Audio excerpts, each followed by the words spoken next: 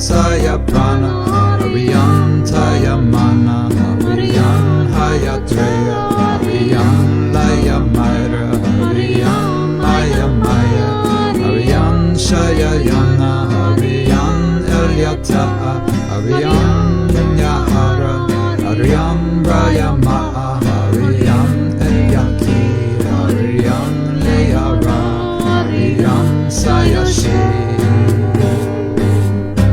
Arianya Alumbra Elisa,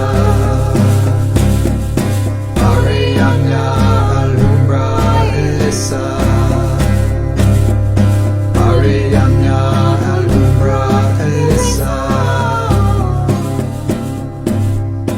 Ariyan Kayachi, Ariyan Rayaki, Ariyan Yayari, Ariyan Sayapana, Ariyan Tayamana, Ariyan Hayatreya, Ariyan Layamaira, Ariyan Maya Maya, Ariyan Shayayana, Ariyan Elyata, Ariyan Unyahara, Ariyan Brahma, Ariyan Etyaki, Ariyan Leara, Ariyan Sayashi.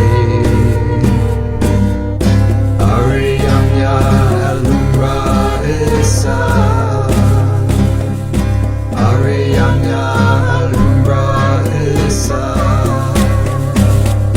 Arianya Alumbra Elisa, Ariyan Kayachi, Ariyan Ayaki, Ariyan Yayadri, Ariyan Sayaprana, Ariyan Tayamana, Ariyan Hayatreya, Ariyan Layamaira, Ariyan Maya Maya, Ariyan Shayayana, Ariyan Alyata, Ariyan Unyahara, Ariyan Brahma, Ariyan Etyaki, Ariyan Leara, Ariyan Sayashi. Arianya Alumbra Elisa, Arianya Alumbra Elisa, Arianya Alumbra Elisa,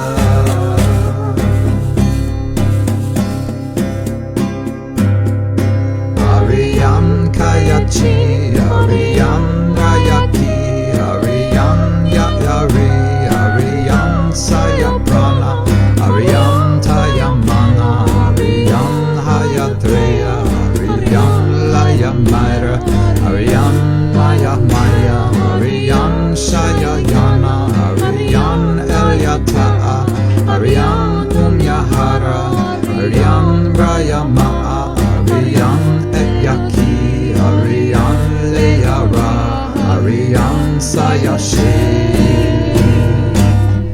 Arianya Alumbra Elisa, Arianya Alumbra Elisa, Arianya Alumbra Elisa, Arianya Alumbra Elisa, Arianya Alumbra Elisa, Arianya Alumbra Elisa.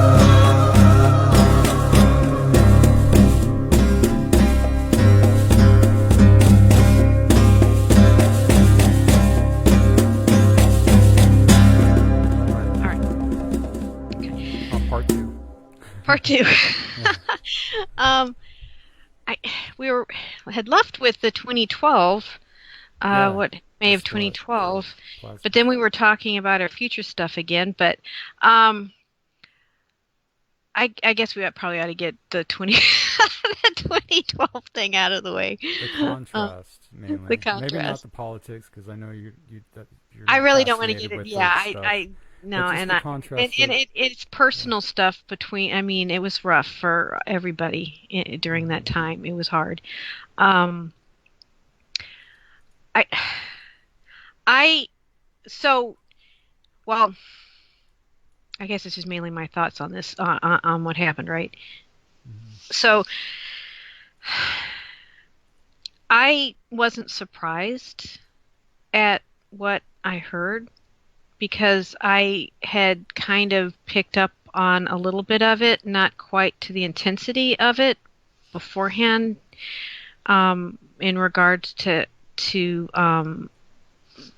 well, as or Michael, from a trusted source that of some of the domestic stuff. But what's funny, I guess. I don't know that I'm trying to think. I think I actually had sent them something on this one years ago. I think I had wrote them a letter, I think it was. It's either a letter or an email. I think it was a letter I had sent them. So I had already said this a little bit before, some of it before. Is I remember when I first got into the material, and I think I had gotten, what the hell did I get? I got something where it had a picture of him, of Michael, and I remember looking at it and just this overwhelming feeling of being pissed off, a bit being angry about, oh my God, this is not right. He shouldn't be. I didn't know the guy above Adam. I just looked at his picture and something just took me over. I was like, oh my God, no feeling when I saw it, and I'm like, wait, what? I just was like pissed. I mean, I was really angry. During the workshop, you mean? No, this was, I don't remember. Somehow in some of the literature, there was I had gotten back in the day, in the beginning, and I saw a picture of him. And I was like, I saw the picture and I was like, oh, you just felt the encryption. and I just, and I was just like, oh, I was pissed. I was like, oh my God, it's not right. He shouldn't, and I didn't know him. This lifetime. And I was like, oh, and it took me a while to come to terms with it, and I really had to meditate with it and sit with it. And the bottom line that I, few realizations with it, and this was before I went to my first workshop. So, I realized one is that was whatever it was then, and this is now, and the Guardians had picked him to be Speaker 2, so there has to be something about him that he would need to be in that position. And third was, I didn't want to be that kind of person that was judgy and critical and not forgiving. So I decided, you know what, I'm just gonna let it go. And something definitely off though. It just like hit you.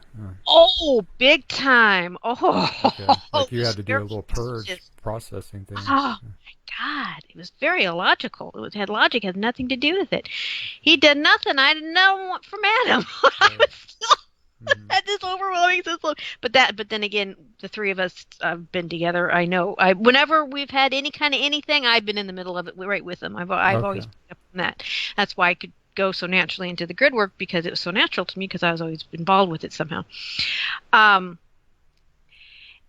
So by the time I had made it to the first workshop, I had really worked on it, and I was like, okay. And I remember at the workshop, I'm looking at him, and I'm like, okay. And he was, and he's funny, and he's intelligent, and really a great person. And I'm like, I got to let this go. So I remember it was actually after that, the fourth level, it wasn't an ordination. It had a different name to it. But anyway, after that ceremony, people were getting up and giving each other's hugs. I said, okay, I'm going to totally just clear this and let it go. So I got up and I walked over to him and I looked at him, and he just sort of had this surprised look and went, oh, well, okay. And, and wrapped his arms around me, and I wrapped my arms around him, and I gave him a big hug. And I just let it all go, and I was just like, I'm just going to love him. From this day forward, I'm just going to love him. I'm not going to judge him. I'm just going to love him. And so I did clear a lot, but I do have to say, being intuitive as I am, I'm sure I was picking up on something. So later on down the road, I was interacting with some people, and kind of had learned that they would not want to say directly things, but they was alluding to stuff that about having some issues with him getting upset kind of thing. And I was like, okay. And then I kind of sat with it, and I was like, because I just sort of he could get violent. I just sort of had this feeling. It was a few years before all of this, or so before this all came down. And I talked to another friend, and they're like, yeah, he beats her. he hits her or something like that. And I was like, really? I don't know about that. Yeah, it's I can feel it. I was like, okay. And then somebody else I talked to actually a few years before that, I can't remember exactly for sure, but it was a few years ago. I don't want to mention who the person was or anything, but that person had said that, what was the exact wording? Because I had totally forgotten it, and I remembered it the other day. The person had said that she thought that he had fallen or something like that, that she was compromised. And I said, oh, no. I said, that can't be right, because the Guardians wouldn't have him in that position if they have him in there. They have a good reason for him to be in there. He's okay. She's like, no, I think they think he's compromised. And I totally blew it off. Well, later on, when I made a connection with another friend that was closer into the inner group, found that no, there were some serious problems going on. So, and again, I don't want to go into detail of what I knew about that or anything, but just to know that from my experience, there was some stuff happening. There was, and I got my stuff. I know I have resentment issues and anger issues and fears and all my stuff. I know that's messed up my template that I'm clearing every day. So I'm not judging that he, anything about what's going on with him at all. But yeah, he had probably some stuff that could be worked out. It would be good for him to go through some counseling. And I'm thoroughly glad. I used to say for years, I said, I love Aisha. I love her so much. But she needs to get counseling. She needs to get counseling. Like I said earlier in our discussion, that's kind of energetically some things off with the group as a whole. I am so glad that Aisha is in counseling. I hope she still is involved with counseling, because I think there's a lot of stuff to work through, and I think the more she works through stuff, the more it helps, because of who she is and what she is about, that will help the Shield as a whole heal and grow and evolve too. Because she did have the doctor on and everything. She's been very open about her healing. Yes, I'm so glad she's doing. I'm so happy for her on that. So happy, and I hope someday that he can. He'll probably be pissed off that I said that, but anyway, I do. I've gone through counseling a few different times in my life, and it was so glad I did it. It was so helpful, because it's always good to have a different perspective of someone seeing things that you just don't see, and well, I know you recently went through some too. I mean, it's helpful. There's no shame in it at all. It actually says something positive about you, in my opinion. But anyway, so yeah, when I heard that, I wasn't surprised. I guess in a sense I wasn't surprised at all the fear that was going on in the group, because that was kind of what I had always seen, was that fear of, being overtaken by fallen angelics kind of thing. Oh, we can't talk to this person because they're compromised, and we're automatically going to be compromised too because we talked to that person. I never did get into that part of it. I never did like that, because it's but anyway, so whatever. Because really, our temple. See, the one thing that I do learned and I appreciate from Chelonic science, and as well as the Seth material gets into it too, is whatever you see in your life, whatever you're involved with, good, bad, whatever, you're experiencing. Your python receivers are picking it up because it's in your freaking template to begin with. So if it's not in your template, you ain't gonna get it. Which, I have a good story. With that to really make it hit home. Exactly. And I have a really good example of that, about the power of the template, and about kind of actually, I think, something about us as indigos too. And maybe, I don't know if it's all indigos or certain ones, but one of the things that I've noticed about the indigo, good, strong indigo, is our ability to see two different realities at the same time. We can simultaneously. And I think that's our power of being able to see the damage in the template and run that, and then also bring in the more Christic, perpetually renewing frequencies and putting them together and healing the Almost place. to the extent of having to rebuild the ego in this density, like just Yes. having to understand how it operates, how to function here, how to have a cohesive relationship, and Yes. with normal society and ways of life here. Mm-hmm. Yeah.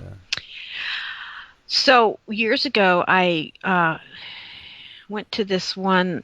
Doesn't even matter the type of church. It was some kind of Christian church, sort of. And after the service, we were all gathering together, talking socially, and I was standing kind of a few feet away, and in front of me there was these two men, and one was happy as a lark and talking and chatting and just having a really good time, and the other one was really depressed. And I don't know if there was alcohol. I can't remember. I can't imagine there was alcohol. It was a Sunday service thing, churchy type thing. But he just was stumbling and looked like he was on something. And the guy that was real chatty and happy and talking, he was standing in this one spot. The other guy was stumbling along, moving along closer and closer and closer to the guy that was chatty, happy. Literally, when the guy came to this guy, the chatty, happy guy took a couple steps to the side, didn't even look at all to this other guy. He was totally focused on the group that he was communicating with and didn't even bat an eye. And where the guy, chatty, happy guy, was standing, but had moved a couple steps or so, the guy had literally fell right where the guy that was chatty, happy was talking. And I'm standing back a few feet observing this. And what it showed me other timelines, huh? Exactly. Was like the happy, chatty guy was on a totally different timeline, energy level, right? He was from a more higher reality. Totally still involved in his world.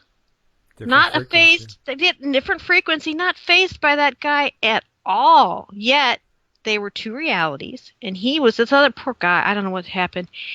He fell. He just sat on the floor, and he just was like, and he just looked at totally like opposite expression. And I realized how much and this was quite a few years ago. I think it was before I even got into KS. Okay. And I could see how I could see then how much we each had our own realities. And I knew that was something important to be mindful of. And then getting into Keylonic science, that's what they said. You have your own Keylon coded template reality, holographic reality that you create through the Cathara grid structure. You literally do that. Keylons, electromagnetic, awake-aware consciousness energy that forms templates. And even Seth talks about that. So he never used the word Keylon because he couldn't bring that through her because she struggled with the terminology. A lot of the information. He's like, I know she's having trouble, and it would be like only use what vocabulary she had available. Exactly. Yeah. Thankfully, That's why I think Yesha was probably like a scholar. Like she had a lot. She had done a lot of research already. A lot of study. She was a heavy in Seth. So she got a lot of that background through him. I wouldn't be surprised if she had done some of the I Am Raw material. She knew that she was going to be not the word channeling data stream. Like we learned the difference of that also. Mm-hmm. She's working she did that too. She did the channeling. In fact, her higher self. Yeah. Channels. But she was still channeling, and she would channel some of the other ones. She channeled Azara, but she channeled some of the other ones too, because one of the first Cathara DVDs, or was it DVD cassettes or whatever the heck it was, the first version of one of the first things they put together for Cathara. Yeah. She literally channeled some of them. Okay. That were guardians. It wasn't Azara. She, I think, channeled somebody else. So, and she even said, well, technically, the guardians say it's not a good thing to do when you're channeling somebody. And I think, yeah, when you're Well, channeling somebody, family, or when your you're, higher yeah, self. yeah, when you're channeling Joe Blow, blah blah blah, it's probably not a good plan because Sure. God only knows what that entity has in its fields and its template, and then you're running it through your template. It's not it's not good. But yeah, when you're That's where we channeling stand out, high, I think, a lot with yeah, sovereignty. yeah, I think when you're channeling higher entity that understands the mechanics of how things work and they work with you. I mean, even when, like, it's interesting I'm going a second round with the I Am Raw material and how careful and how meticulous they were working with her and getting the exact alignments and watching her health and just a lot of different things they were very mindful of working with her. And I don't think they actually, because it was a collective, it wasn't like a being was utilized going in her.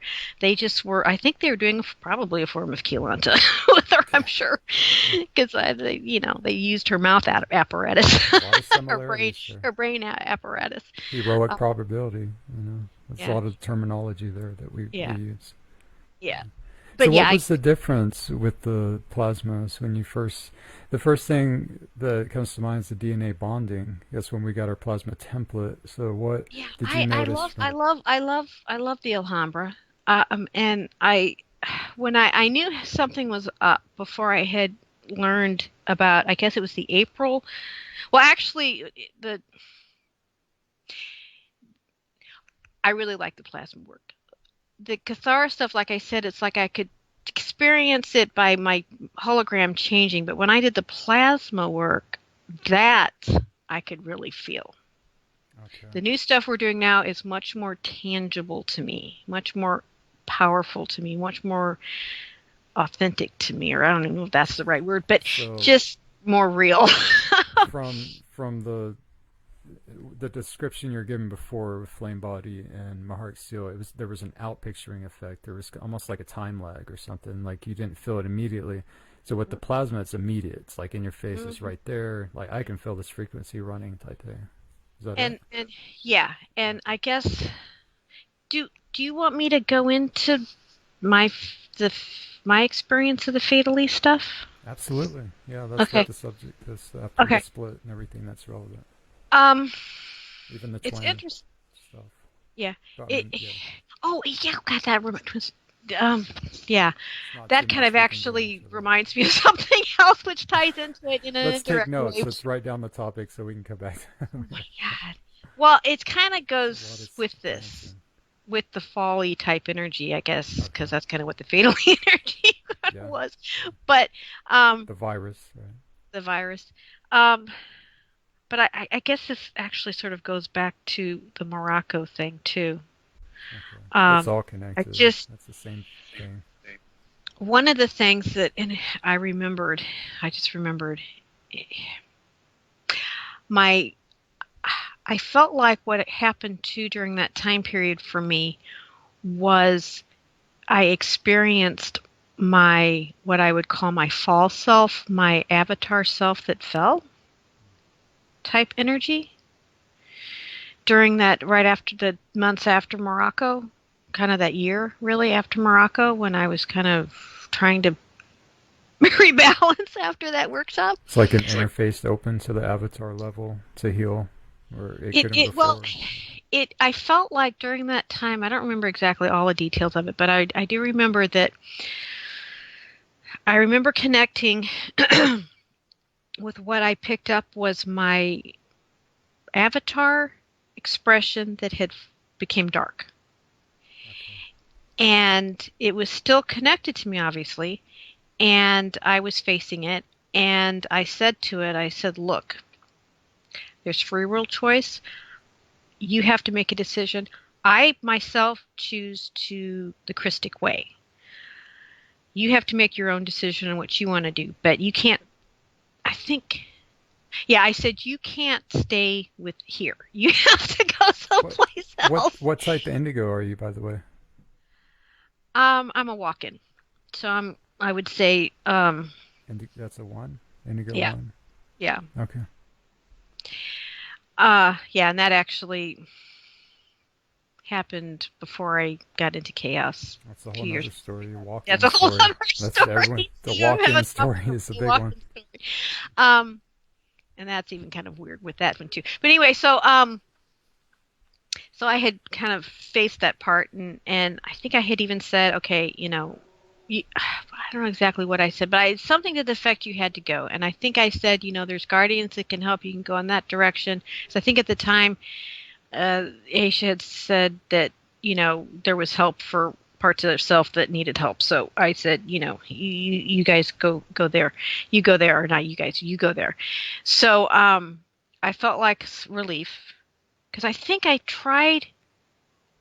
I can't remember exactly which happened first or after, but I know there was a period of time where I tried to hold that energy and I realized I was getting really bitchy and not nice and it was affecting things. So that's what I think I said for it to leave.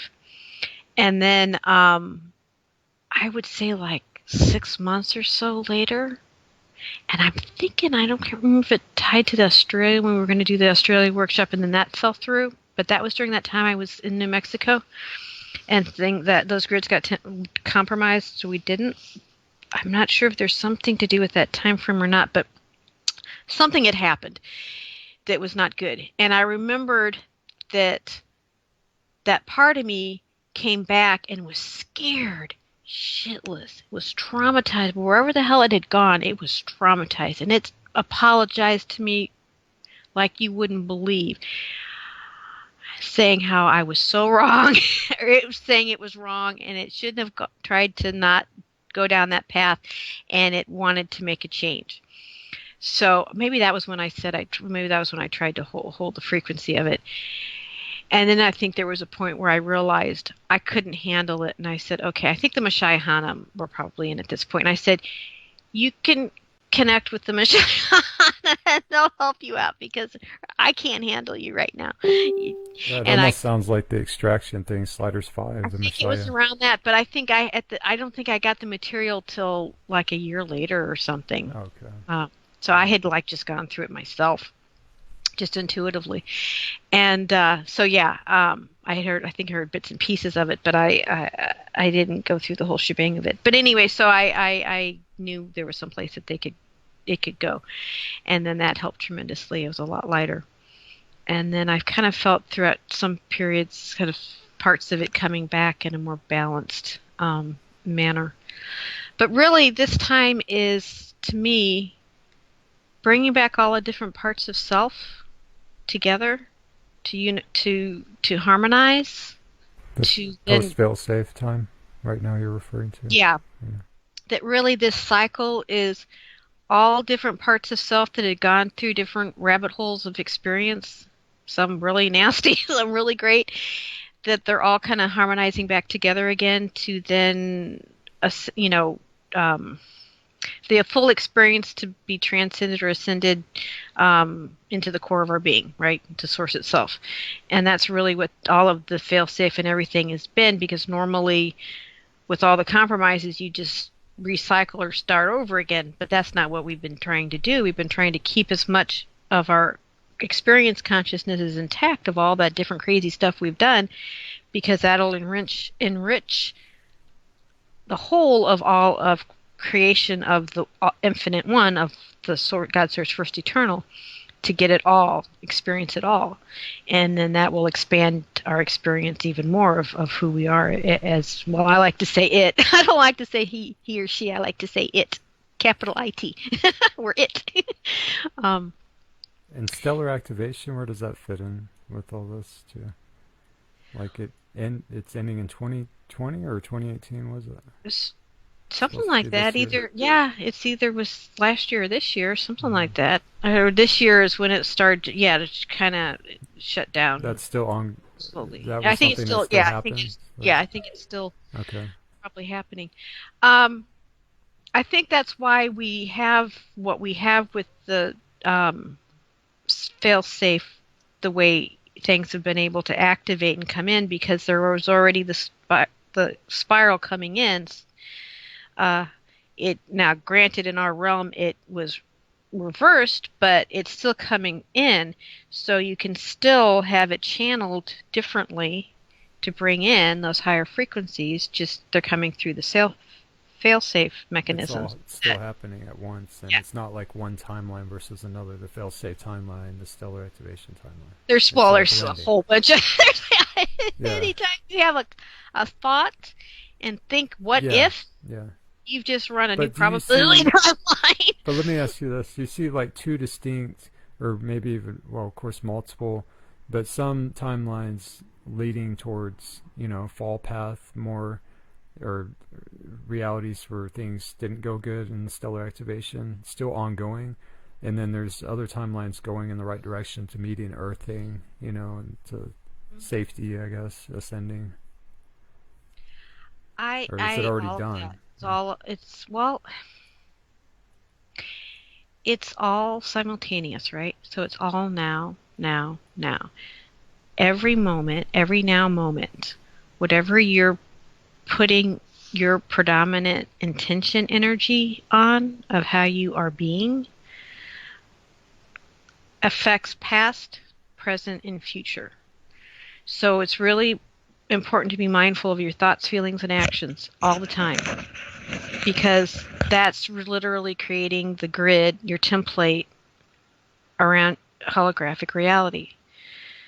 And it, for instance, well, yeah, so all those realities are happening all the time, and depending upon which probability you're being, because I think we're multiple probabilities. Yeah, it's a quantum thing, right? It really is. It's towards the one 3D. direction. The 3D brain just cannot. Analytical brain can't wrap itself around it. The only time is, what Aisha would used to say.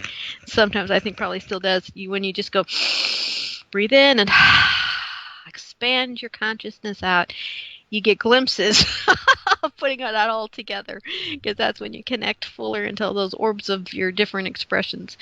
But yeah, it's all now. It's in, and what's interesting is, like, with the kind of came in my mind with that is the when Arimathea fell, that in actuality, because it's all simultaneous, there was a fall like that, a crash, in all the different timelines. So we're experiencing in varying times different types of falls throughout history, and I think it's all tied to the same. Not that the first fall was actually probably even Arimathea. That was just an expression of it. It's probably the first thought of a fall, probably created throughout time, quote unquote, a fall moment, and it's just continually at different angles being expressed, because it is all now. That brings back the power of choice and what we, Yes, it what we does. use our choice. Hugely.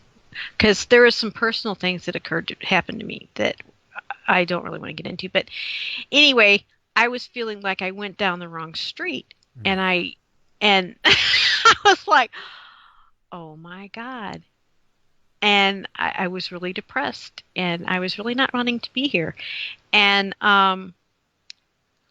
what got me personally out of it was the Seth material, and reading that and just realizing that even though I'm going down a particular probability timeline that kind of sucks, and Abraham Hicks gets into this too. Abraham Hicks is actually very, very powerful material, very chaos-oriented material in its own way.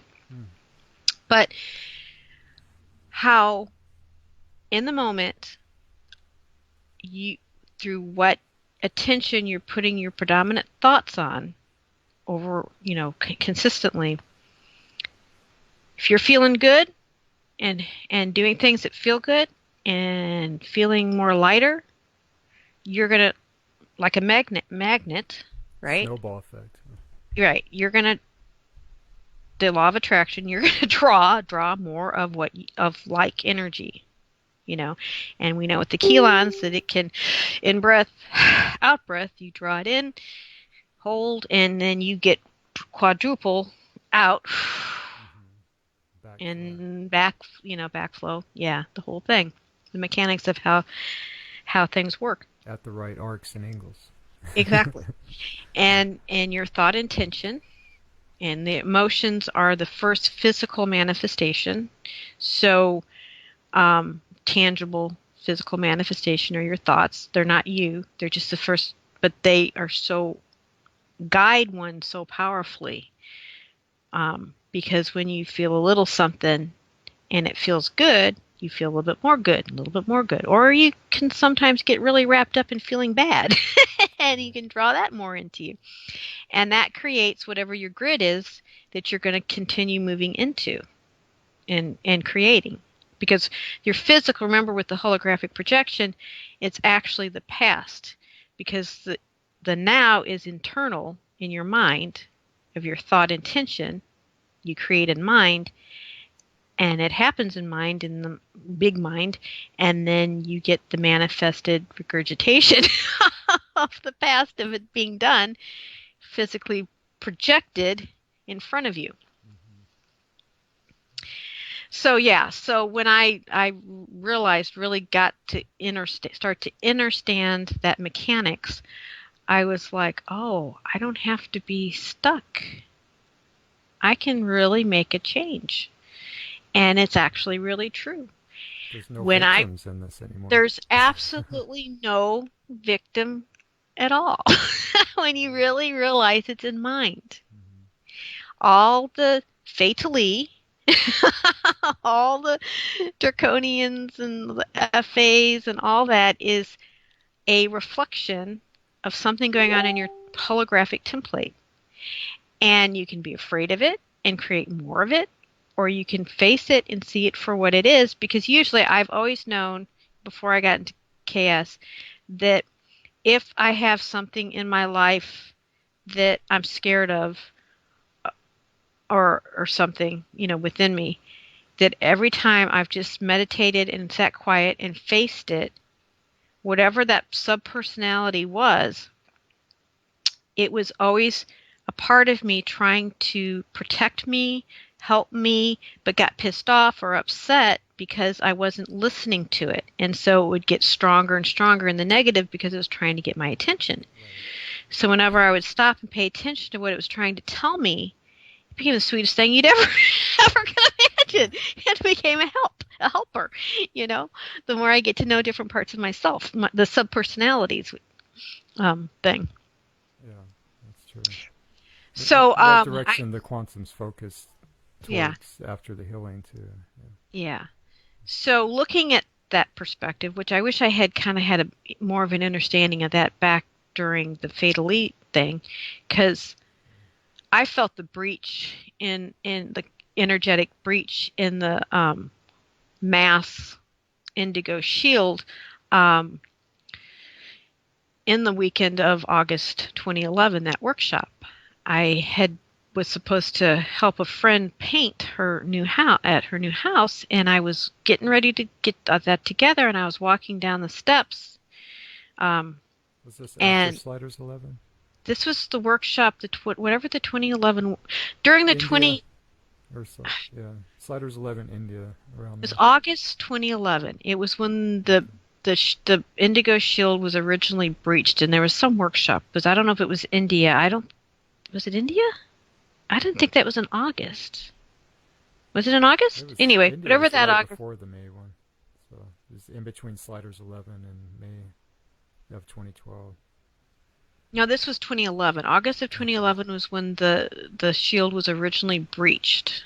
Okay. But that was when it was breached, not when it might have been the Dance of the Spirals, the Dueling Spirals one, FOL 11.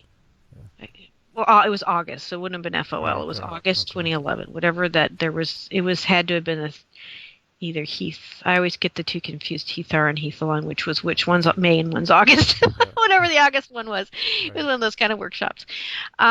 in 2011, and that was when there was the original breach, and I was walking down the steps, and I don't know how it happened, but it was a steps going from outside steps. So at the bottom there was a hose, and somehow I caught the hose and just went down, and I always seem to have stuff going on with my right foot.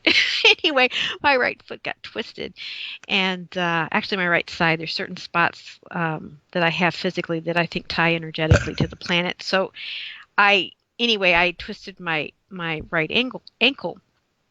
I was kind of laid up for a little bit, and I knew something was off. I was like, something happened. Something just didn't feel right, and I can't remember when I had found out.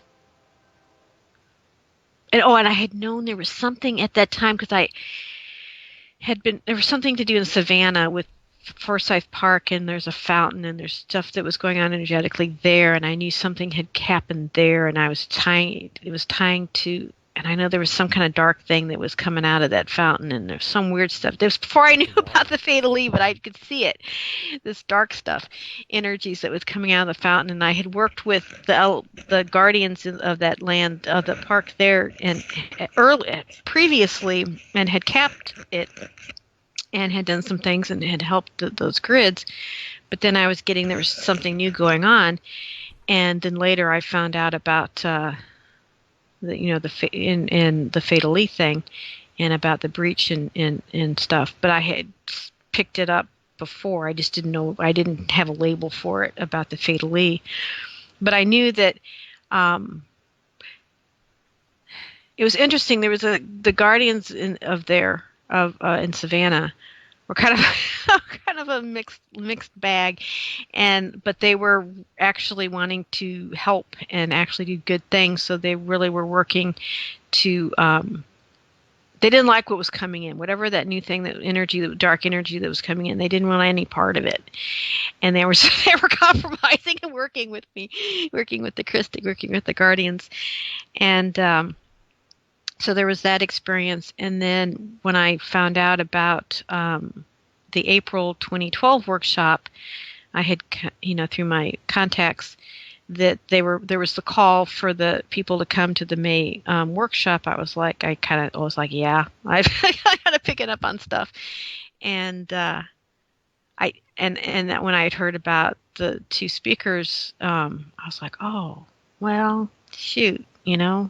But I wasn't really too surprised, but I didn't, it hadn't fully hit me just what the significance of that was, because I sort of had this feeling like they've got to get help. I'm sure the Guardians are going to help them. Nope.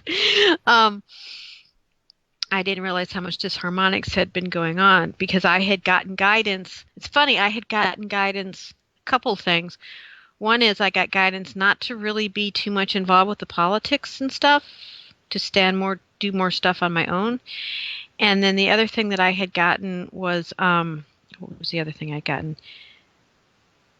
Oh, I had wanted to do, I had said that earlier in the conversation, was I had wanted to do the Cathara healing work, but I kept getting, this is funny, I kept getting like many months from the April 2012, almost like 6 months. I don't know. Maybe it had been August of 2011. It was a pretty good period of time. I had gotten, Katie, let go of, don't do the Cathara healing. Don't do the healing work.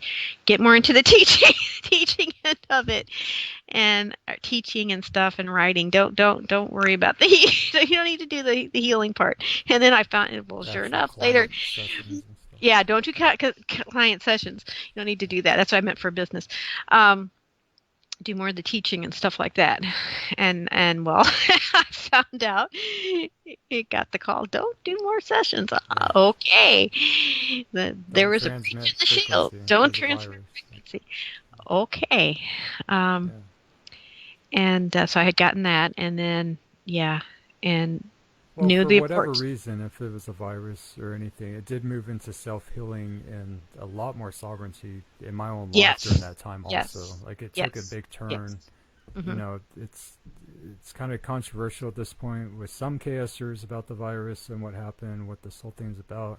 but I think we can kind of all agree that now it is really about self-healing to this extent that Well, we're it's not going always to been, yeah, it always has been, but it always really even to the has. extent of no Reiki-like stuff of transmitting. We don't Yeah, transmit I frequencies. never was open to Reiki Yeah, particularly. yeah. Yeah, not that I felt it was evil or bad. I just knew there was It's pretty something a little bit personable. off. Like, yeah, it's Yeah, somebody else's frequency they're transmitting towards you. exactly, exactly. Yeah. And I just sort of It's already like the assumed you channeling got to be thing. Yeah. careful. The codes are powerful. You've got to be careful with the codes you use. They are powerful. They're very symbolic, symbology, powerful symbology. Um, So what so, direction do you see the group going now? oh, Chaos and I'm yeah. not done with my fatally story. Oh yeah. Finish. Sorry. Go ahead. So, um, so I was there for her story, and it didn't surprise me and stuff, and I know everybody was really afraid, and my Tandrea twin I met there, and didn't realize that's who it was till later, and he had kind of talked about, he had noticed just the general fear that everybody had, about feeling like they were, but that was hard because I'm thinking, like I said, I had sort of feeling something building up, energetically, but I didn't. But I'm thinking it was either before the workshop or after. But I had heard about the fatally. The term was finally used, but I think it might have been after the workshop. No, maybe it was before. It doesn't really matter. But I remembered that I was in bed and I was being hit energetically. I was energetically feeling hit. And hey, I had an opening in my template. It was being taken advantage of because actually we create key. Anyway, I'll get more into, okay. I remembered that something was depressing me. I don't really want to say what it was. It doesn't really matter. But I was feeling poor me, bottom line, poor me, weak, vulnerable. And I had remembered literally feeling like this presence, and I'd never felt that before. And it was literally almost like it was from the inside out, grabbing me by the shoulders, forcing me down, and holding on to, and grabbing my throat. Oh, that's right, grabbing me by the throat. And I remember thinking, oh my God, because usually I'm pretty good about clearing my space, but this thing just went, it was just weird how it got through.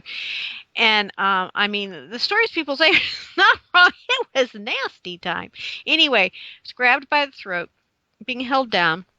And the only thing that I had gotten to do was because I had been doing a lot of the going to not Arrayas Island, but the other place, Sanctuary Island, and going to the central temple complex place thing. And I remembered Aisha had talked about sometimes, she just go and just like go to sleep in that space. And so I remembered go there and just lay down and just merge into that energy. And I remember imagining myself there and just taking my whole consciousness and being and just merging into that. I can't remember what the hell the proper term that it was called, but it was a very powerful spot that was said to go at that time. And I just fell asleep in merging into it. And but I realized later that even though I didn't get taken, I still got kind of compromised. And I went through for like a year or two of like really being kind of bitchy at times. I mean, I really had trouble with my temper. I really did. And I was mouthing off, saying stuff, my poor dad and mom. It was just really bad. And that was when I knew I needed to like leave the situation I was in because it was too volatile, and that was when I moved to Florida and was working with my twin, Tandrea twin, and was starting to do clearing work, and I started doing more personal work with the Alhambra, and I gone to the August workshop of 2012. No, I didn't go to it, but I went. We went and talked to people and got some of the information and stuff. And I think maybe it was the following year I went to another workshop. But anyway, made sure I got the information and stayed connected and worked with stuff. But I worked very closely with the Alhambra. Actually, And living in Florida. So how long were you there in Florida? we were there about a year, Okay. year and a half, Wow. maybe So something like like that. working it right at the Gruel, like going out Yeah. there. Just, Well, we were in closer to the Watchtower, but not the Watchtower. We were I had said it earlier where I was at, but Sunset Island. Yeah. no, it was Oh, farther, just a little bit farther south. okay. Um, but yeah, we were in those general grids. So I had gone to the Watchtower around that time, and that I had a few different friends that disowned me because they knew I had fallen I'd become fatally. Whoa. And they knew one of the reasons was because I went to the Watchtower. And I didn't know, I hadn't heard officially that you weren't supposed to go to the Watchtower. And actually, I had an interesting experience around that time when I did go, and that I did definitely feel stuff. And I had connected into because again, whenever there's any kind of anything, I always is in the middle of being involved with some kind of planetary activation or time frame of something happening. So I had a memory of connecting with a tribe that I was involved with that was there, and basically they had been annihilated, and I was I was feeling like crap for it because I had been like a leader or I was always have some kind of shaman type leadership experience in just about every lifetime I've been involved with, and so I had worked with that, and I was talking to my partner, and I kind of said to him, I said, I don't know what's going on, but we're on the road, still on the Watchtower, and I said, I'm just feeling like I could mouth off and be and say something that would make you unhappy, and so then he got a little too much on the defense energy, but I was just feeling it and remembering and just the energetic weird stuff that was going on, but yeah, I don't know. I know that through my experience with the Alhambra, I was able to disengage from whatever connection I had with them, and I was actually also able to work with others to help them disconnect. Because that kind of draws me into kind of really sort of the heart of really what's going on, or heart of things, of kind of really putting together the drama. But yet, how is it we have this drama, yet we're supposed to create our own reality, and there's this like not fitting together thing, right, with all that. And again, I'm kind of going over the raw material too, because they talk in terms of the Orion group instead of saying FAs, they just say the Orion group. But it's the same thing. But with kind of bringing in the Seth material is okay. Yes. You create your own reality with your thoughts, beliefs, intentions, emotions, feelings, and you can, okay, and these create Keylon grids.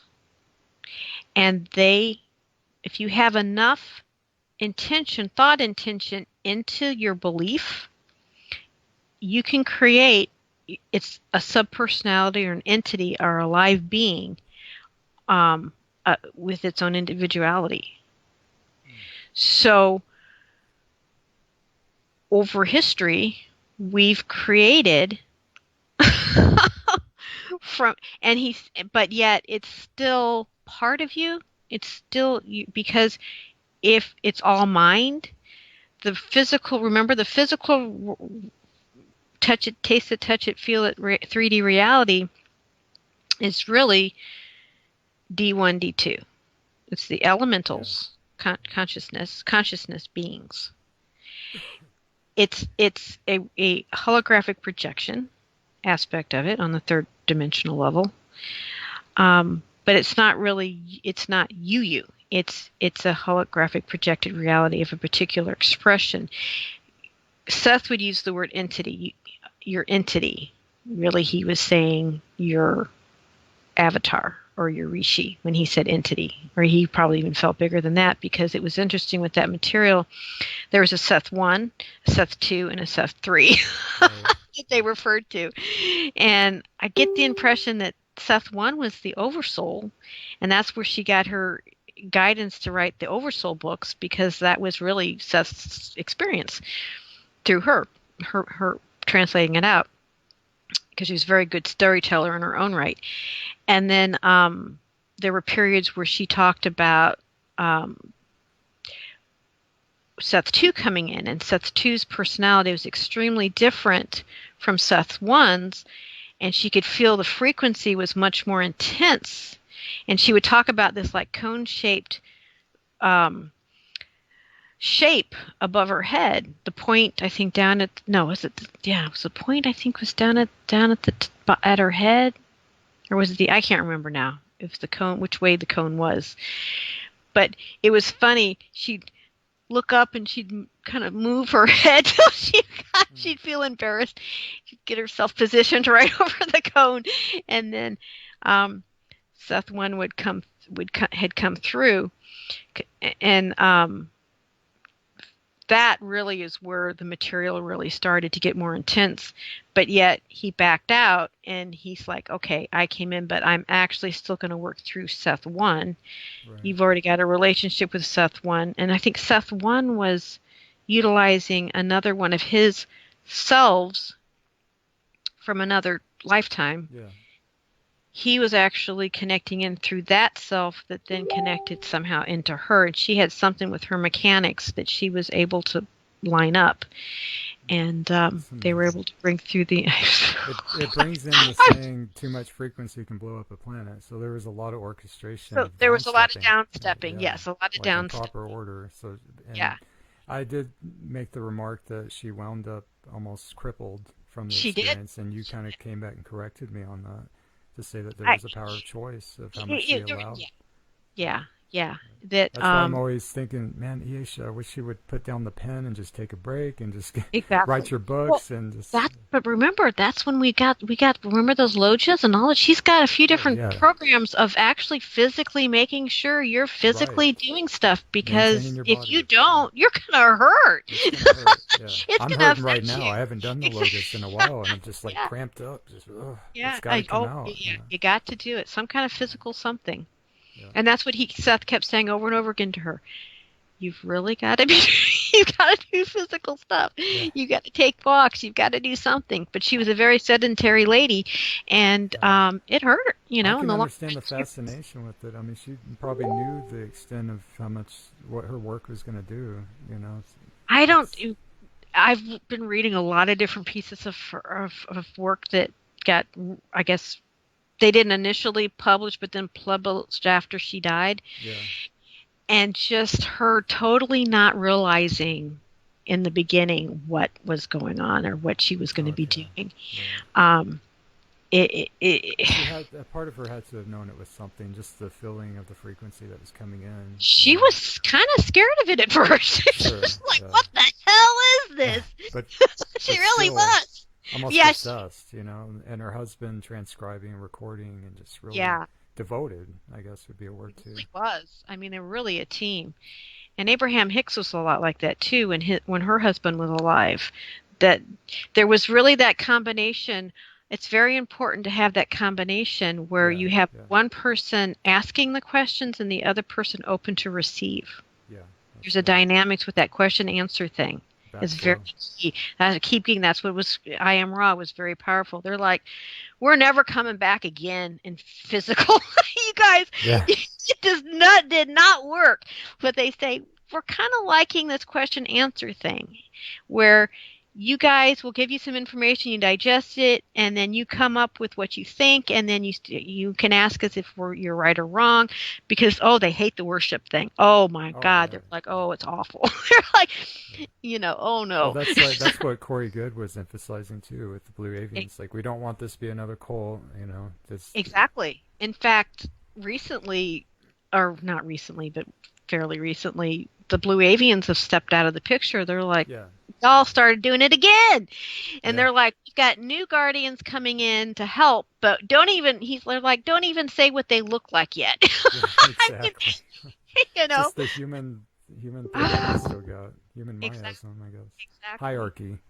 I think there's a lot of hierarchical and archetype healing happening across the board right now. Just a lot. I don't think it's bad at all that we're not getting anything from Isha right now. Uh, Not bad at all. we're absorbing, just absorbing the activations and things. We've gotten so much stuff thrown at us Hmm. since 1998. When the Voyagers, 1999, when the Voyagers book first came Oh out. yeah, yeah. And We've you just can been see inundated. there's levels of consciousness that are processing this right now. I see Oh newcomers that are yeah. still absorbing Voyagers. I'm like, wait till you see this. They're getting Hell yeah. sliders. Look at Cathara. Look at Yes. this. Like, you Yes. guys have there's a lot, Exactly.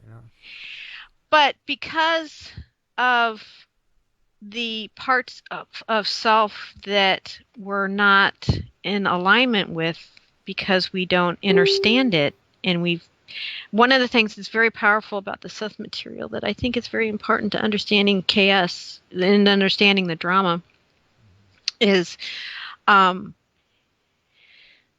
actually, let's see, I'm trying to think what's the best way to say this, because he gets into a little bit of history. And he actually gets into the three Christs in an interesting way too. And he actually gets into the seedings in an interesting way too. In that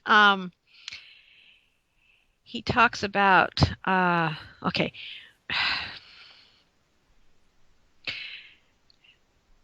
How in religions, okay, that'll tie to the topic. Just in the topic of, like, say, religions, things like religions in history and how that's evolved is really as a collective. He gets into, again, there's the individual consciousness and you get the collective consciousness and the interplay between. And what many times happens is a collective consciousness is we evolve, like, our gods are really us individually, and where we were at developmentally in different time periods represented where our overall mind consciousness was at. And there were periods where our consciousness of evolution, we were more ego based and more seeing more of a controller type God, because we were in the process of our evolution of developing our ego. That's interesting. And that makes sense because seeding 3, actually even seeding 2 was a soul matrix transplant. So that meant, and that I'm going to eventually at some point, I haven't gotten the courage to do it yet because it just overwhelms me sometimes, and I have a little, but I'm going to do an article about the our evolution in regards to the soul matrix transplants of the different seedings and how that's overall affected us developmentally. Alignment in spirit. You'll have that posted on the website. Yeah, yeah. I yeah, I'll eventually do something with that. I I want have a to few talk about different how ideas. that started too. Alignment in spirit creation. Yeah. So yeah, so basically our quote unquote gods are our inner being of our perspective of our evolution of development of our digesting or integrating being a soul transplant and of consciousness of coming in from utilizing the density 1 body when we're actually higher evolved body, bringing that consciousness in and how that was fitting and not fitting and the things that happened with that. But that's kind of part of all of those dynamics and dramas of that kind of experience of trying to integrate that. And then we didn't really get it properly integrated in either in seeding 2. And then we had to do it again for seeding 3. So we have fragment soul aspects freaking out, trying to understand itself, those came out as gods. And then the ego of trying to evolve the ego, and he in the I Am Ra Healthy material ego. kind of get healthy ego. But when you're developing something, you're going to have it where it's going to work well and when it's not going to work well. And so when you make mistakes, you learn from your mistakes and be stronger in the good things. So, I think that service to self versus service to others program is, I think, a way of saying that, because the service to self, because he talks about there's nowhere you can go where I am not. There's nowhere you can go where you're not source. So everything is source. Whether you like it or not, whether it's happy or sad, it's still source. It's just whether it's in alignment with fully who it is or not. And it talked about in I Am Ra about the service to self still being an evolutionary aspect of our consciousness, and it's learning of expressing being the one, an individual. And it is developing that ego, that service to self ego, defining it, strengthening it, evolving it to where then it can do more of the service to others and incorporate more aspects of self. But that ego got so damaged whenever you do those soul matrix. And Terra, when we're on Terra, he talked about in the Voyages book, there was soul matrix stuff going on then too, back a long time ago. So there's always been this, and maybe that's... So maybe you can present the KS dynamics with that material. That would be great to see that, because I didn't get into it full on. I haven't read all of it by no means. But there's a lot of... I thank God for YouTube, because... Yeah, it's all out there now. I listen to a lot of it. Yeah, it's like an ebook stuff or audiobook, Yeah. So then I'll just kind of go through one book, and then I'll go through another, and then I'll go back to another book again after I've done some other books. Yeah, and of course, you have to incorporate the Keylonic science with it, or it's not. Yeah. It is something. It definitely. I had no idea how far this really does link to KS too. You're bringing up a lot of it. Yeah. Hugely. I can totally see why Michael had said that Ash was what did she say? What did he say exactly? It was a Jane Roberts 2.0. So whatever it was that he said, it's totally correct, because and it's a shame she didn't keep that focus of, I wanted to say this. I wanted to make sure I got this said. I don't know, maybe it's not important, but it's important to me, so I'll say it. Come on. All right. On page 91, I think it was, and Seth speaks. This is kind of, to me, a foundation paragraph of really what Keylonic science is, utilizing Keylonic science in a positive way in our evolution is. Okay, this is the quote. The experiment that would transform your world would operate upon the basic idea that you create your own reality according to the nature of your beliefs, and that all existence was blessed, and that evil did not exist in it. If these ideas were followed, individually and collectively, then the evidence of your physical senses would find no contradiction. They would perceive the world and existence as good. And I think that's really, really, when I read that, there was something in me that just went... all about alignment. It's all about alignment. It really is, and that's kind of ties to alignment in spirit. Because I kind of, when I was first getting into the Kathara, and I kind of was thinking about going that end of it, but kept going more towards doing the teaching end of it.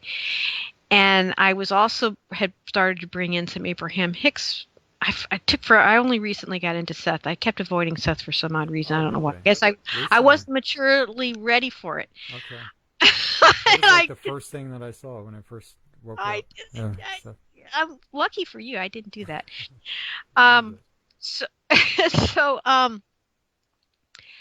I was getting into Abraham Hicks, and initially I kind of boogered about the vibration thing, but now that I understand more about that term than I did before, because it really is vibrational mechanics. that Keylonic science is a branch of vibrational mechanics. Duh.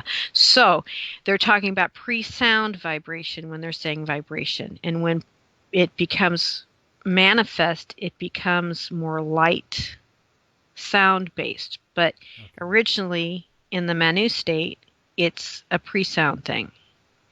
So there is a vibrational tone. It's just not heard. It's not a sound tone. So it's on that level, it's also going to be moving faster. Does this have anything to so do with sine wave, SINE? Probably, Okay. but I don't know. I don't know. Okay. I'm really bad with science. Because the sound travels like in a wave. That was in KDDL too, also.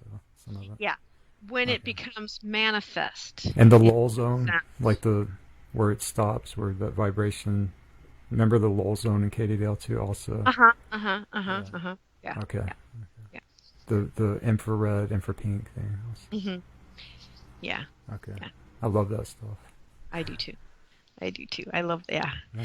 There's something there. I see it right Yes, on there there. is. It's very tangible to me. Mhm. The newer stuff is so much more physical and Yeah, palpable yeah. to me. Infrared, that's our remote control. That's our technology. That's right in our faces. I think It's about right. that a lot. If they're Yeah. working with splicing all that together, then that's pretty amazing. It's Mhm. right here. Yeah. So where was I? Not that maybe The it doesn't matter. pre-sound. Right. Well, but I think there was something else I was trying to get at. But anyway, so yeah, the Abraham Hicks thing. I burgered about the term vibration because we're always saying what's about the high vibration versus low vibration thing and stuff. But there is actually, and when I re-looked at some of the KS material, that's not exactly kind of what was said. Yes, at a certain level, when you're talking about the manifest side of things, yes, that's true about the sound vibration, light vibration, or light. Oh, yeah, it's a light vibration. Then yes, it's a lower vibration is more solid, yes, than a physical manifest. But pre-sound, pre-manifest, it's actually a higher vibration. So yeah, Oscillations in there somewhere too. exactly. Oscillation Oscillations in vibration. there too. Yeah, yeah. That's what And I I think want. the oscillation rate maybe is when you're talking about the physical manifestation of it. That's When what it, stood out to me in Cathar 1. She's like, when people say you got to raise your vibration, they really mean oscillation. You don't want to. yeah, Raising exactly. your vibration is slowing down. On the also. manifest level, Right, yes. On the pre-sound, What are you pre-manifest, oscillating at? that's different. You can say higher vibration. You mean that. Good oscillations. instead And of good vibrations. actually Abraham Hicks does define difference too with frequency too. She goes back and forth between two and the two. But anyway, that a lot of that material helped me understand Keylontic science better on a practical day-to-day living life thing. And she was very much, their material is very much becoming in alignment and very much in the mechanics, the Seth mechanics. And actually that's how they cut their teeth was Seth originally. Their material starting out was Seth. So really getting to know that mechanics. And so I really aligned with it once I got through the vibration thing and really understood what was being said and how powerful that was and how I really felt with the Abraham material that was actually really where our shift planetarily was going to be, was really getting that mechanics, which is really basic Keylonic science mechanics, as well as the Seth material, which was just more clearly defining it. Again, about how you literally create your own reality. You literally create your own reality, your own lone harmonic that he actually talks about. When we do our meditations, our journeys, we are in all together as one, yet individual at the same time. There's some weird thing with that dynamics. Don't know that I understand it on 3D level, but there's something with that one and all and individual at the same time. It's weird. Of our different selves, all in the Cathara grid structure, all the spheres within spheres. And lone harmonic. Too. In our lone harmonic. And it's interesting with the Seth material, I have to say, is how he talked about, he'd given it one example like a chair, and there's like there was Jane, her husband, and a friend, and he had them all focus on a chair, and he's like, each of you are looking at this chair, but each of you see your own chair. In this space, there's 3 different chairs. I remember that. Yeah, it was like, so there's 3 different realities going on at the same time, and yes, Yeah, they're in the same similar, and they kind of space. merge in, and they're in the same space, And that's the but they're angular different. rotation spin. So yeah, Exactly. yeah. It's a lot that connects there. Hmm. So yeah, so about how, yeah, so you have all your individual realities, all kind of similar, but still just slightly different of their angles. And then you build that into a mass consciousness or an indigo shield or, whatever, or a country shield or a whatever, a company Collective. shield or, yeah. And so kind of understanding that more and kind of when I wanted to do more with that, understanding that. So I kept getting alignment in spirit for a name of a business, but I just initially didn't go anywhere with it. Kind of played with some logos, but still didn't do anything. When I got connected with my Tantra Asia twin, and we started working together, we slowly started to kind of evolve alignment and spirit together, and actually made it incorporated the paperwork and created an online business. And I've started out doing webinars. Actually, I started out writing being in alignment and spirit book, and then with that, I did webinars. So I created 3 webinars with that material, and basically it's basic Helonic science technology, and then kind of building on the initial mechanics and bringing in other things with it, of ideas that came to me, the stuff of going on in my life.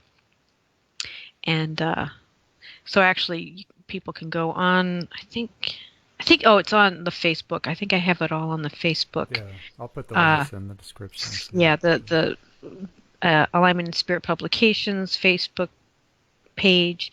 And I think that my group, being an Alignment and Spirit group, has those. And I actually YouTube. It's a lot of them's published on YouTube as well. Alignment and Spirit I didn't know YouTube. you had YouTube videos also. Uh huh. Uh huh. Yeah, we ended up putting it on YouTube. So people can, if they want, do the original old webinar things. But I ended up I have, from the creation of the webinars, I created self-empowerment principles of awareness. And those are, I kind of took from just my life experience of looking at the different to-dos of this, that, and the other, of the ways, right ways and wrong ways, and whatever, of different things, and looking at the KS stuff and of their stuff of that. With the oh shoot, I'm spacing on it, of the 12 attitudes and responsibilities, and just kind of generic sort of A&R, just kind of looking at those concepts and ideas, and just kind of really sort of looked what kind of stands out as key elements to awareness, becoming more aware and authentic. Not necessarily the right way to live, but more just becoming more awake, aware, and able. And so I went back through the webinars and realized I needed to get more in depth. So I went back through them, and I really got guidance and transmitted, I feel, a lot of more detail with them, and I even got some activities people can do to work those different. And actually, it's one of the things I sent you to put as a when you do the intro thing for pics of them, but just to really become more live huge now, as one of the themes. And of course, with that too was first I created the Essence of the Law of One book, because I knew that my own evolution, I was still even though I was doing the Keylonic Science material, I was still not fully going within and feeling it was me 100%. And my Tantrasia twin was kicking my ass on that, saying, no, you're it. You are it. You're it. You're it. You're it. You are source. You are God source, first eternal. You are it. And really started to then just really look at that and really look at and really look and really look and really looked at wherever I am, there I am. No place can I be. That is not it. And just really embracing that and really looking at a few of the different, there's a lot more teachings I realized afterwards that I could have looked at. And I really had kind of glossed over the I Am Raw material. And I had read some other books, which I listed in the back of the book, of some of the Law of One, but it was more of a children of the Law of One type stuff. And I was like, that's not right.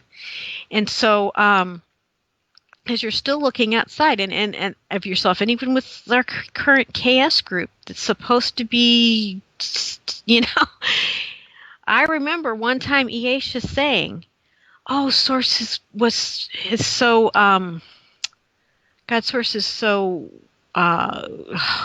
what was the word? It was basically saying no, oh shoot. Was being really kind, but there's a word that they would say is being gracious, kind. Oh shoot. Anyway, basically alluding to the fact that it was this thing out. It gave the feeling of something outside of me making a doing something for me thing, and it was like no. No, that totally violates all of what Keylonic Science is about. You are it, an individual, at the same time. I don't know how the hell that mechanics works, but you're individual and one at the same time. And the more individuated you become, the more powerful and creative and evolved the one becomes. So it's not about being alike.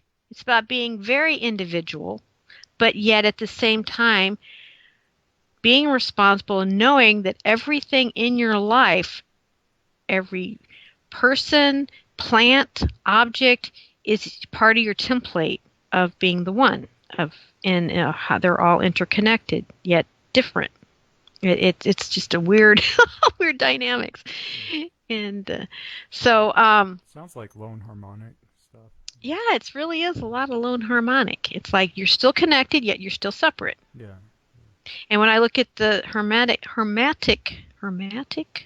laws, hermetic says the same thing. I mean, I know Thoth had gotten those teachings and was supposed to booger them up, but basically I finally decided to really look through the hermetic teachings, and it's actually still pretty accurate. It'll be a little twisted here and there of some of the defining of terms, but really it pretty much says the Keylonic stuff. I mean, it's not off. It's actually pretty good. It's worth actually people reading up on. So is it on an encryption level that it's distorted? Is there something being transmitted through it? Or what I do you think think? sometimes, I guess it probably depends Slants on of words here and there. slanted, yeah. And that's another thing that I really got in the essence of the Law of One is the way the English language, or just a lot of the languages is they want to define sex first off. They want there's always defining God as a he or a she, and it's not either one. It's an it. It's a being. It's everything. So, but when you say he, the first thing you're going to feel is he in me, and that's not accurate. So, understanding when you read the material to really get when they say he, it's not a he, it's you, it's it, it's you, me, us, we, it. It's Aya, it's all even though they say Allah, it's all I always get it's all feeling that just understanding the language barrier and that mindset that goes with that language barrier, and making that conscious shift in yourself of really it's you. When you're hearing these gods, this, that, and the other, it's you. That's the archetypal healing right there. I think the hierarchy Yes. stuff. Yeah, Mm-hmm. you nailed it.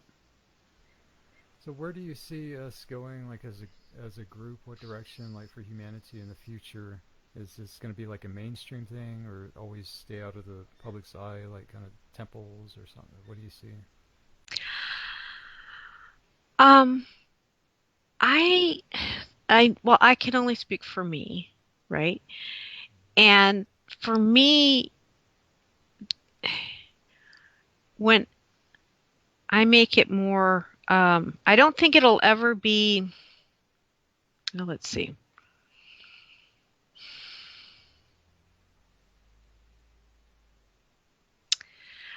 I don't really see it being a mainstream thing the way it is right now.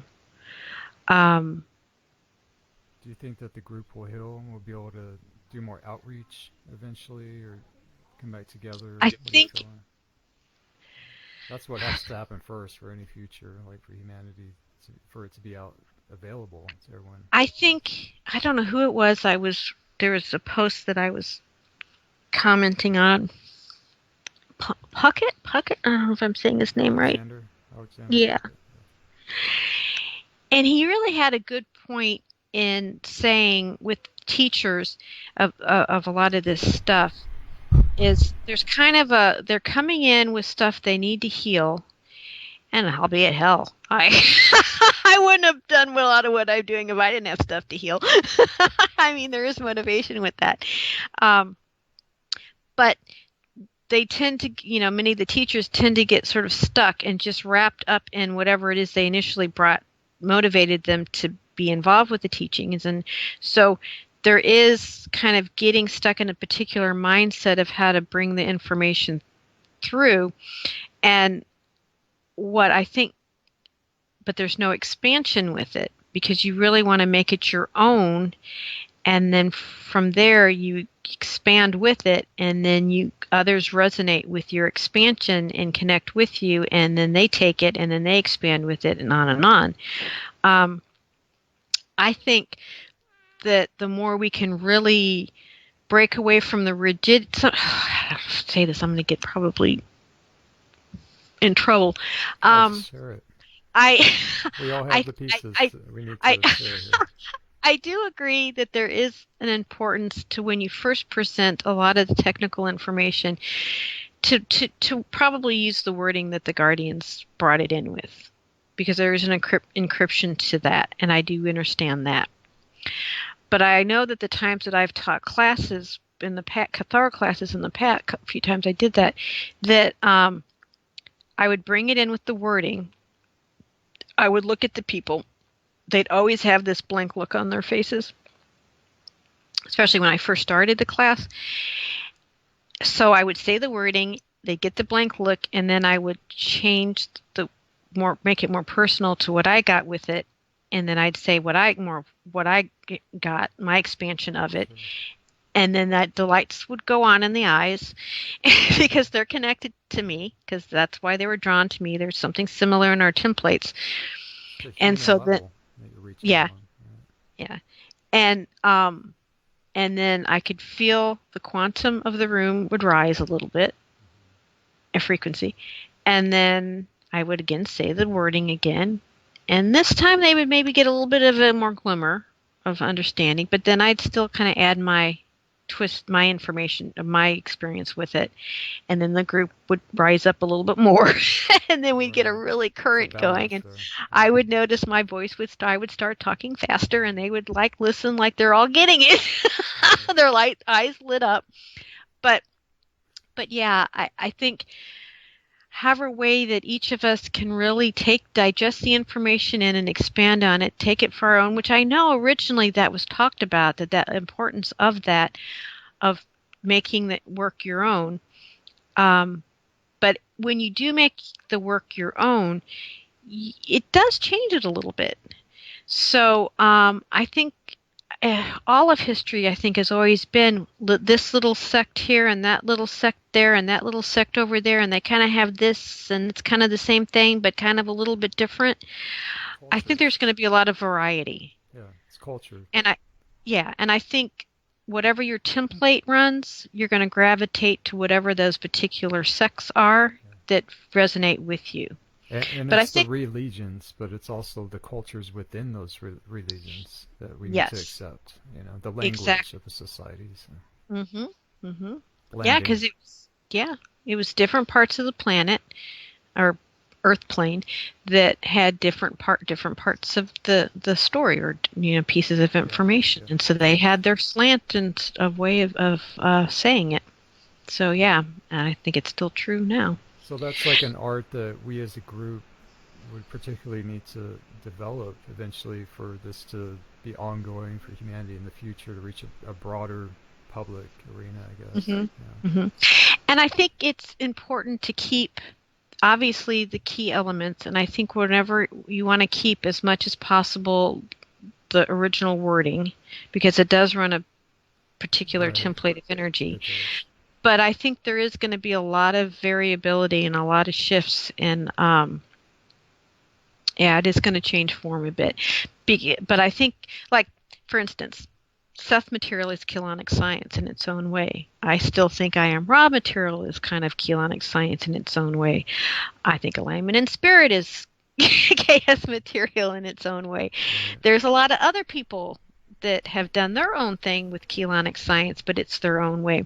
As long as we get the basic premises of the science behind it, the technicals behind it, and the great gift of the terminology that we got from Keylonic science. I think we keep the terminology and the meanings and stuff. And we bring it into all those different things, and we enrich them and enrich the planet and activate the cellular memory. It's going to be fine. But is it going to be the straight current arrays productions Yeah. or type? No, I don't think so. That's actually one of the questions on the list here that you've been answering. Is are there other groups, religions participating in the collective Crystal River mission? And so I guess that would be a yes. And I think there was one part I remember one time years ago, not really, but a few years ago, that she said, there's other people Yeah, that are not that are like identified. Yeah. Catholics and Protestants, Oh, yeah, yeah. ministers that are K8. yeah, that are Christic. They just run that energy through their particular religion, but they still get the basic philosophy, passed. I mean, getting that understanding of what really the essence of the law of one is and what that really means. You got it made, because everything else I think will follow. So what are you seeing with the 900 years thing and the translocation of Earth? Like the solar system's not going, galaxy, parts of Orion, was it? There's different other local areas that are going to be connected to this ascension. What are you feeling I with that? think you probably have an idea what I'm going to say, but I'll say it Okay. anyway. But I think you probably should by now figure it out. Okay. You create your own reality. All right, timelines again. All right. Are you And- seeing this for yourself? Are you seeing the 900 years thing? Everything? Does it match up? Okay. It's all now. So It's happening right now. it's happening right now. Okay. Now, Yeah.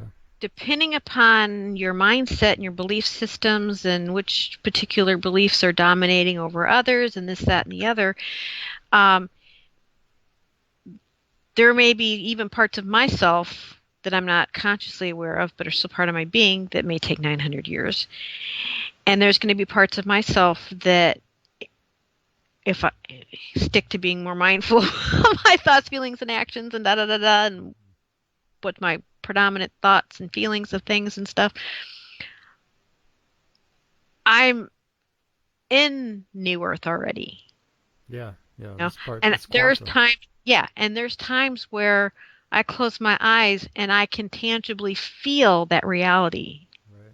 Especially when I connect with my Oshi self. Oh, that's my Oshi self. My Oshi Juanita. They're saying New Earth. Do you When think Median Earth? it, Is it that what you it's actually Aurora Earth, right? Aurora Earth? Okay. Because remember, Net Earth and Medium Earth merged in January 2013 and became Aurora Earth. Okay. That's really New Earth. Then there was When people, Alhambra when you, Earth. And you remember there was like a merge with Alhambra Earth also. but that I think is still Aurora Earth. Okay. That was the Alhambra part. Was I think the Alhambra temple, Alhambra Spire. Yeah. cathedrals Yeah. network was a way of making sure we actually had that work. Okay. Well, So, just yeah. my understanding is that we're making the connection to median Earth time waves out of the Mobius time wave stuff, Yeah. and all of this has been focused on connecting. As far as I understand it, it's like where Terra was located in our fourth, fifth, and sixth dimension, density two, is Mhm. what we're connecting to in median Earth's density two, the 456, and that's where the infrared, infra-pink thing comes online. Yeah, I remember her That's talking what about Katie that. Dale Yeah, too, for what I got yeah, out of it. yeah. So does that resonate? You feel median Earth like splicing through the caverns and all the systems of the Mhm. mantle she's explained, and hmm inner Oh yeah, Earth, yeah, you know. yeah. And it's interesting the timing of it because there is a lot of inner Earth material coming out through Corey Yes, Goode and there things. is. Yeah, It's like which yeah. inner Earth, and I brought this up too. Like which Mhm, 5D are you talking about? What the New Age rave is like? We're going to the fifth dimension. Well, yeah, KS says the same did- thing. We're merging fifth dimension with median Earth, though. I think she said, and well, in the Voyagers books, Inner Earth was like 3.5. Like if we're 3, they're 3.5. They were just a little bit ahead Yeah. in time. Okay. And I'm under because I okay when I really look at the mechanics, okay, and that nothing is rock bottom solid. When I look at like when we talk in terms of planetary structures, I think in a sense there's a reality realm where dimensional expression where there kind of is an orb type structure, but really there isn't. It's all a unending plane. It's a morphinogenic field because even I know Aisha talks about planets, but I think that's because that's such a program thing that the Guardians knew that if they were going to get anything through, they had to just go with Yeah. that program. Don't overcomplicate Honestly, it. Of because course. I've seen other people, when they talk that, they get shunned when they talk about it. The flat Earth. I don't believe in flat Earth, Oh, but yeah.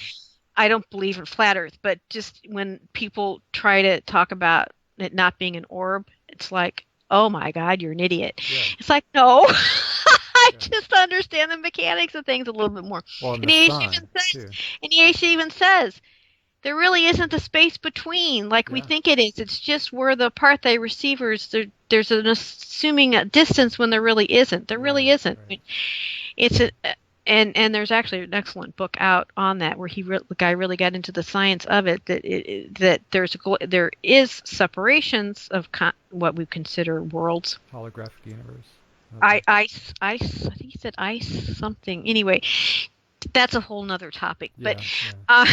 anyway, it's morphinogenic fields. So Yeah. is what I was trying to get at. And so We're all in inner a big Earth pool, is like big swimming pool type thing. exactly. It's yeah, and the Maya soup. Yeah. And so the inner Earth is to me represents like a shifting place. It's you have this domain and then you shift through what the barriers is between going from this world to the next, and it's just a meeting place, or not a middle ground or Middle Earth. You hear the term Middle Earth. Yeah. It's Middle Earth. The good Yeah, the Middle Earth. ground. Yeah. And so when they go in their ships, when Corey Goode would go in their ships, well, yeah, they're traveling through the dimensional portals. They're not really traveling through space per se. They're traveling through those Dimensional portals. dimensional portal Portal. things Let's that start go with it. from one realm to the next, Yeah. or one what would appear to be one planet to the next, because the way the eyes work, they tend to, from a distance, see a faraway object. They tend to make it into a globular shape. That's just the way the eyes work. That's why they The have lenses these work. routes to Mars in like 5 seconds or something. Like, Yeah. travel. Yeah. Anyway, so Okay. so yes, with that about the New Earth concept means, and nothing's rock bottom solid. It's again going back to what I had said earlier about how you create your own reality. Is everybody's story is going to be different, and you're going to have a number of groupings of collectives, mass collectives, that are probably going to go a particular direction. Some are going to go down, and it can be the same person. They just have a particular probability line where one of their thought processes, what if I do this? They're going to go down a friggin' black hole. There's going to be another that's The going to go reason I down. ask is because, yes, it is presented that it's for everyone, all the inhabitants of planet Earth right now. It's presented that way, like this and that. Like, this is the routes. We're all going this way, or you're going to sift off the planet and go back to your homes in the black hole systems, which aren't. I mean, And they're there is a resonant mass, for some families, but and there's a mass consciousness with that Kelon program grid reality, holographic reality, right, that people buy into that. right. And then there's others that buy into other other So you're saying holographic there's in realities. between places also. There's all guess Earth, whatever possibly yeah. you can imagine. Yeah. But what's interesting is an entity. Remember, we're in the Manu as a full entity, right? We're God's source, first eternal, non-manifest in the Manu. We're in the God worlds. So we projected parts of ourselves into different dimensional light body expressions. Well, those light body expressions are just really have what the light body and spirit body connection. So whatever happens to all those different experiences, it's not still affecting who we really are. It's just affecting parts. Now, it does still affect us, but it's not. It's like cutting your finger. It's not gonna you're not gonna be damaged forever. So, and we have many. Remember, different all the probability cells, cells. yeah. And she even talks about the probability cells. Now, she talks about when, 1700. she kind of originally sort of talked about like each 12 incarnates have each of them have 12 probabilities, and each of them have 12 probabilities, on and on and on. I think it's more in depth than that, but that's something you can kind of almost put your brain around saying it that way. But you have, like, for an example, when hopefully you're kidding. I'm not going too off the beaten path. I still have a question I'm trying to hang on to. Oh, okay. for you. Just know that as an entity, we're really, when we look at our 3D self, it's a probability. And there's many cells of different probabilities, and they all merge in and out of each other. So all these different paths are paths that, as a whole, as a collective, we've created as well as individually. And so we're not locked into anything, but we have to be very mindful of the mechanics of how things work. And that's what I'm trying to get to, is the duality, the way the mind still kind of wants to go into the dualistic view, and that's what I'm trying to address here, is there has to be a dividing point between Christic society and non-Christic society, fallen systems, as far as timelines go, and what we're on right now too. I in my material, the way I like to break it down, I talk about first creation mechanics and second creation mechanics. And second creation mechanics is finite light structure. It's basically taking organic manifest expression and altering its light structure. And when you do that, it can no longer run the CRISP code program. And of course, that's a Kelonic science end of it, where they get more into the science of that. And so you have a finite light structure reality created. Shona light, right? You got your right, correct. And that's a real programmed Kelon reality when you get into second creation mechanics. It's to me, when you're talking finite, you're talking about, you're then in the mindset of fear, separation, I'm not okay, there's not enough of everything, Disconnection with anger. source. Exactly. You forget, there's a forgetting, right? Because you're not no longer into that in breath, out breath. Because when you in breath, you connect directly fully back into who you are as an entity, as into God Source First Eternal, and then And there was back out choice the involved in manifest this expression. also. hmm Always choice. Always the Always, equation. always choice. And nothing's ever lost. It just may change form a bit, but it's never lost because energy never can be destroyed, right? But But it can't. memory can be. Right. And that's what I was saying in the beginning of the conversation. Hopefully that'll tie back to what you're saying.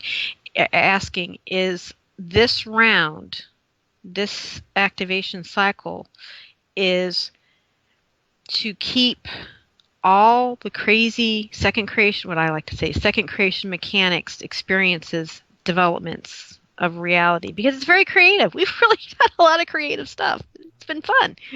Yuck, fun.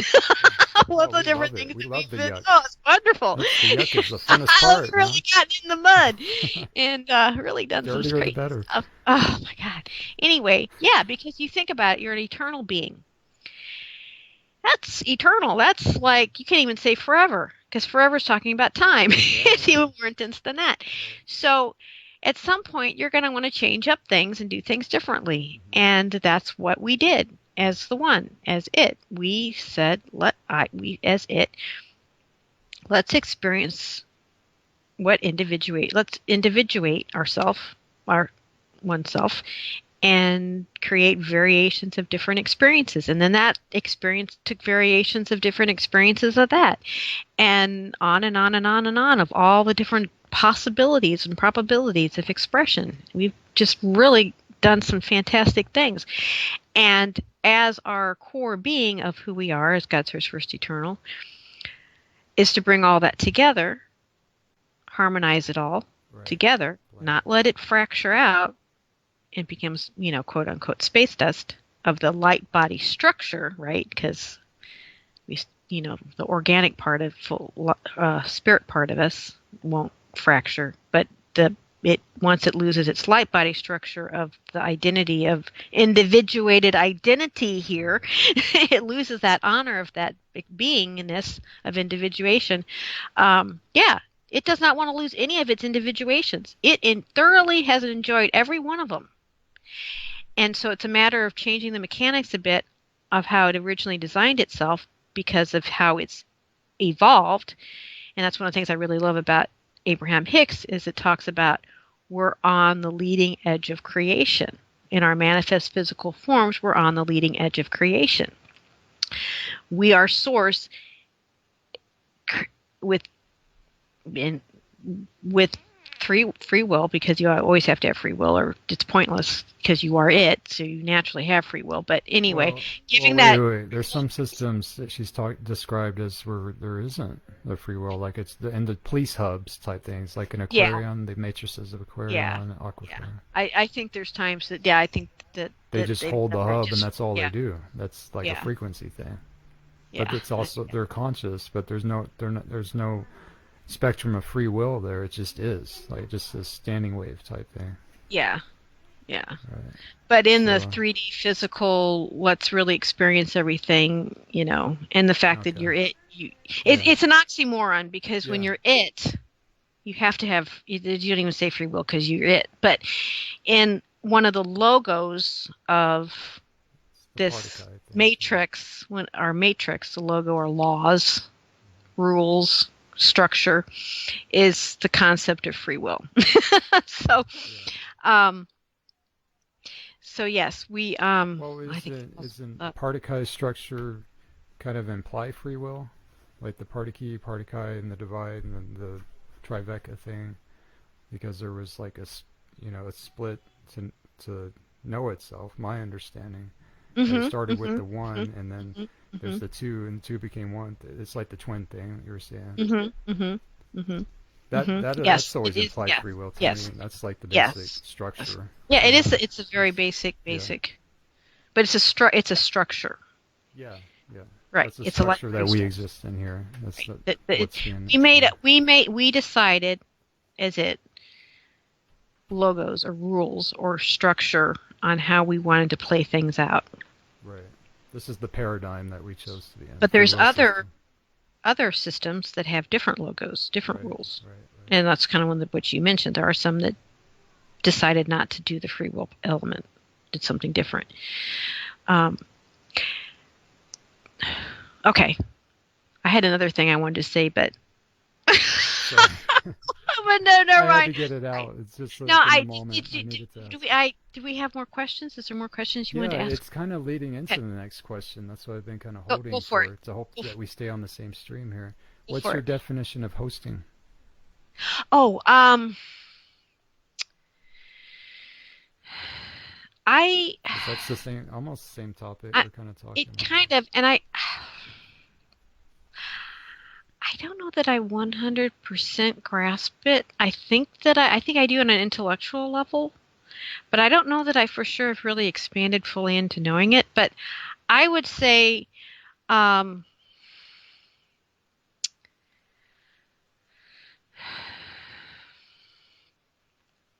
it goes with kind of what we've been saying in terms of putting all the pieces back together, so to speak. That hosting is kind of part of that.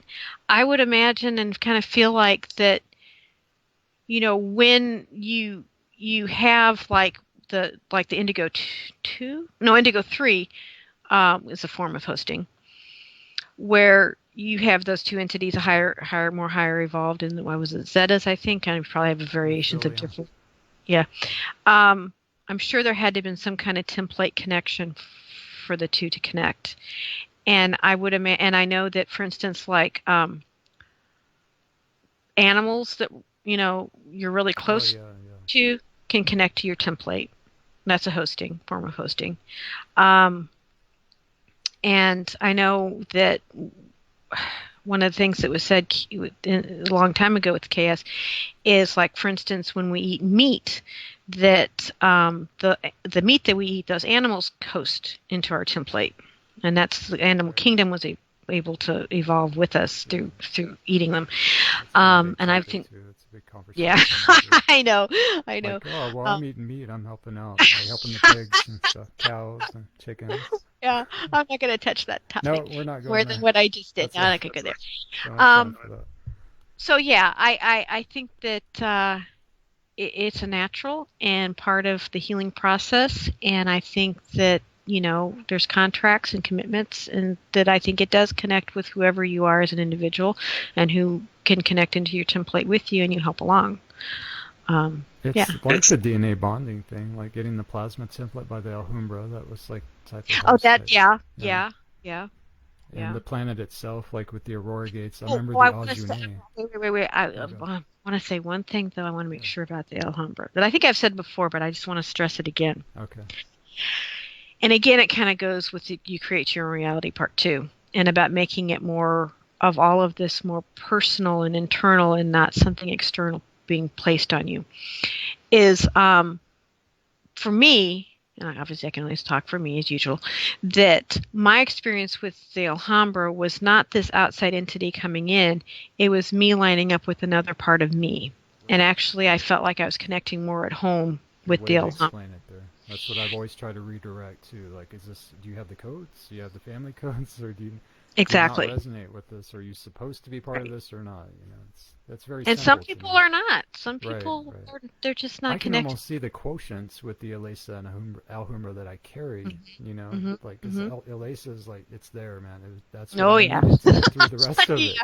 I needed Yes, that, yes, very much so. But Alhambra was like, there's still some kind of conflict, and I'm still trying to work that out, think because there's I a have lot of- so many, there's there's so a much lot of- family that doesn't resonate with it. I can feel that, Yeah. still too. I think it's a lot of history.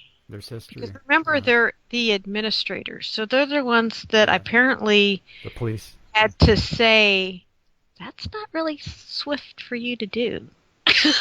And if you do that, you're going to really hurt yeah. The local But cosmic enforcement team. I don't know. I never felt I know that's what people say, but I've never felt them as police. But I can I see don't, it. I haven't personally I felt it guess, as much either, but I I can mean, definitely see it, relate to it. logically I could see it, people saying it. Well, yeah, they're the police, and I could, but it's more like, this is okay. People got escorted out, you know. Yeah, in England, the police are peacekeepers. They're not Right. enforcers. Here they're enforcers, but in America, Takers. um, but yet, and I keep bobbies. There's something that word bobby, and they're called Yeah. bobbies, but they're peacekeepers, It's and lighter. yeah, and they'll have their stick, but they don't carry a gun, Right. or at least they used to not carry a gun. I don't know Yeah. if they used to Getting there now. not carry a Yeah. gun. Um, so it's kind of like, yeah, it's like, okay, you're doing this, you're violating other spaces, and you really need to come over here. And I know, and just kind of having the strength to sort of gently pick one up and move them over to someplace else. It's really kind of our part of ourselves that regulates, right? It's our Right. part that We says, don't always enjoy this that. doesn't work here. This, I'm feeling, this subpersonality is being violent. And then another part of me coming in saying, okay, are you okay? This other part that's violent, what's happening with you? And working with it and sort of taking it to the side. Mhm. It's still part of me. There's got to be every system has a regulatory part of it that keeps things functioning in a particular way, I can right? see that. The system's naturally body does that. So, Inside and the of body is a reflection of the mind so yeah, that's all the Alhambra is Makes part of sense. that You put it in technology. a very delicate and gracious spirit. That's good. We need more of that type of language and blending, I think. What is, we're getting on the last part of the questions here. Got like Okay. 3 left. That's another 2 Oh my hours God, part sorry. 2. Right. Sorry. But Go no, don't ahead. apologize. This is good. I mean, we can break it up in bite-sized pieces here, digestible for people too. What is the most joyful part of studying the teachings for you?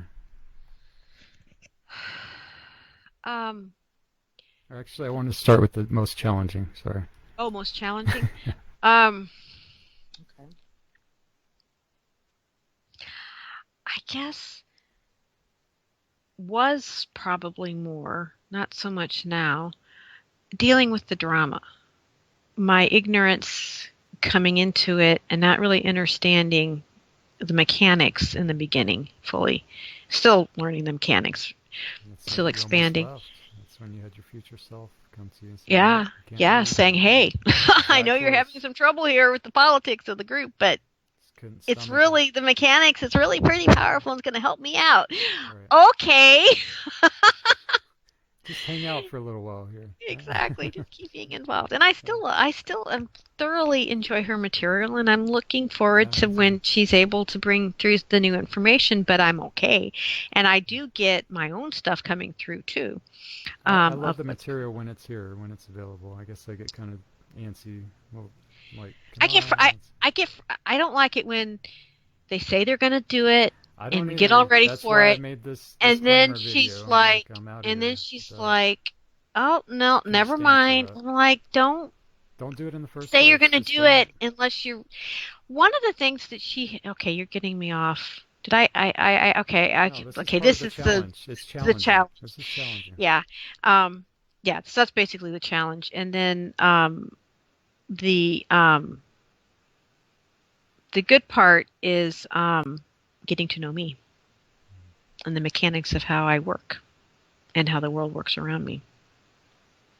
And the freeingness of that, and how I've been able to and how I take that as my foundation. I say this all the time. Keylonic science is my foundation. From there, I look at everything else from that perspective and build. Right. Absolutely. So, From day one of the Maharic Seal, that's how it's been for me too. I actually tossed stuff in the trash. Like I had just received the Urantia book. I had some selenite I was doing stuff with. I threw it all out. oh, It's did you? gone. Like just no. That's it. I just did a reset. It's been reset Uh-huh. after reset ever since. Really, with Yeah. things. The Yeah. layers. That leads into the next question really, really nicely. How do you apply KS to your daily 3D life? you do prayers and texts daily, or how do you integrate chaos in life? I used to do the texts on a regular basis. And then I guess maybe the past couple years, when I feel kind of like it's time, I'll do the Crystal River Prayer and a few other things. I do I do a lot of the KDDL stuff, the more recent stuff. I do the clearing room stuff a lot. And every once in a while, I'll go back through some of the KDDL journal journeys and stuff and go through them. I was like, it's time. And actually, it's funny. It's usually when that happens, when I get that urge, she actually does say something, does come back up and say something. Right I was like, okay. It's like, okay. Yeah, it's probably getting pretty close to probably doing some stuff again. But yeah, the clearing room. Oh, and another thing that I've done that's kind of interesting. Oh, yeah, I guess this is pertinent. Okay, this is very pertinent. And actually is part of my business, too. I thoroughly got into the Sliders 11 with the Salon, the MyPod work. Okay, yeah, I did too. I remember that. And That was actually SkyPod. We did it on Skype. I loved it so much. Oh, It resonated. It's powerful. It's huge. I love it and still embody it. That is probably that I do pretty much probably on a daily basis, connecting in with that. Your own personal. And I MyPod. even have a meditation journal thing that I've created and actually have it online on my business. I call it a harmonizing session, where the first part of it is a guided journey meditation that I created through working with the Alhambra to connect into, I don't know why I'm spacing on the name of the place, but it's Sanctuary Island. And I even have a little picture that I drew, painted thing, of what I see in this structure, physical structure to go into to because what I get and what is for me with it is the salon thing, the pod structure, and it even gets into it in the KDDLs. They bring in the pod structure again in Sanctuary. Yeah, it's actually part of your anatomy. So really, it's connecting into another aspect of self, connecting into that pod space or my pod space, the salon. And when you fully get it activated, it's part of your spheres within spheres is connected into that whole pod structure. And the Aya space at the top, and connecting in that way through that, and all the different in the central pillar. And I remember when we were first bringing in the Alhambra stuff with the gold and silver one. I would get with the salon, and I even again have a technique that goes with it of experiencing these flakes coming in, silver or gold flakes coming through the opening, coming through the pillar, and going through the body of the instead of going through that friggin' long technique. It's a much shorter thing that people can do with utilizing the pod space. And so anyway, they create their pillar within their pod and run the Elasians in it. I've got them work with the Elasians and with the Alhambra energy and the Eye of Lila and all that, running that in the pod and connecting into the below, with the pearl white and the aquiline sun and the pale blue aquiline sun, those suns, those three suns, connecting down below into Earth's core, bringing that up and going through the aquifers of the salon and running through, and just I just love that. And when you get that really running, it becomes a part of you. Wherever you go, you've got that pod experience, and you just line up into that energy, and it can actually physically travel when you really get it working. Yeah, that's what she said. Time travel. Yeah, actually. Yeah, exactly. And there's times where I connected with that my pod and then brought it into Arrayus before they were Okay. really doing anything with Arrayus. I started connecting into Arrayus, and that was interesting. Yeah. And then that became more solid and connecting with that. And I love the new stuff with the KDDLs because that's connecting into it even more with the Rainbow Reservoir. So I bring that energy in. It's just been really cool. It's I been so landed on fun. a beach one time in my pod, and it was Yeah. like a beach that I used to go to as a child, like during the Uh-huh. summertime at this church that Uh-huh. we were at. And I was wondering, like, well, is this some subconscious thing I still need to process? Why am I here? Am I really at a different Huh? location, like maybe at one of the Sanctuary Island or one of these islands? But I'm Uh-huh. just kind of here going through this layer, and it kind of felt like that. Like it was kind of Morphe or something. That was like a time travel type thing. Yeah. So. Oh, yeah. Yeah. Yeah. Yeah. I wanted to ask you, me and Paul were on this subject last night. He feels that the caverns are already online. What do you feel with that, with the crystal caverns? We were supposed to have that activation. She talked about that with the last update, I think. It's interesting with that because Is it on for you? Are they there? yeah, He said but he's not actually visiting. 100%. But I have visited there, and I actually almost was in the process of creating a technique where I was tying the salon into there was something I was connecting into it with that, and then it stopped. And right around the time it stopped was when she stopped. She was not getting anything more, but there was a period of time where it was really running, and I was getting all kinds of stuff. And then it just stopped. And then recently, I guess in the past few months or so, maybe month, I'm starting to feel it coming in again, kind of connecting in a It's bit. trying to kick on or something. It's Yeah, trying to start. I probably do. It's probably good to remind me. I probably do need to. I recently connected into some Sanaya Roman Orin material. I've been doing that a lot of soul work, higher Okay. self stuff that way. That's been kind of cool. But anyway, I don't want to go into that conversation. That's its own conversation too. But yeah, I have been kind of feeling like it's kind of movement, kind of happening. Yeah, but not fully. But yeah, it is. It needs to be group participation. Like she needs to be on live. We all got to do it. So it's like, to kick it on or something. Possibly. Okay. But yeah, I remember the time that I did connect with it a bit. I made it down into the cavern through my pod.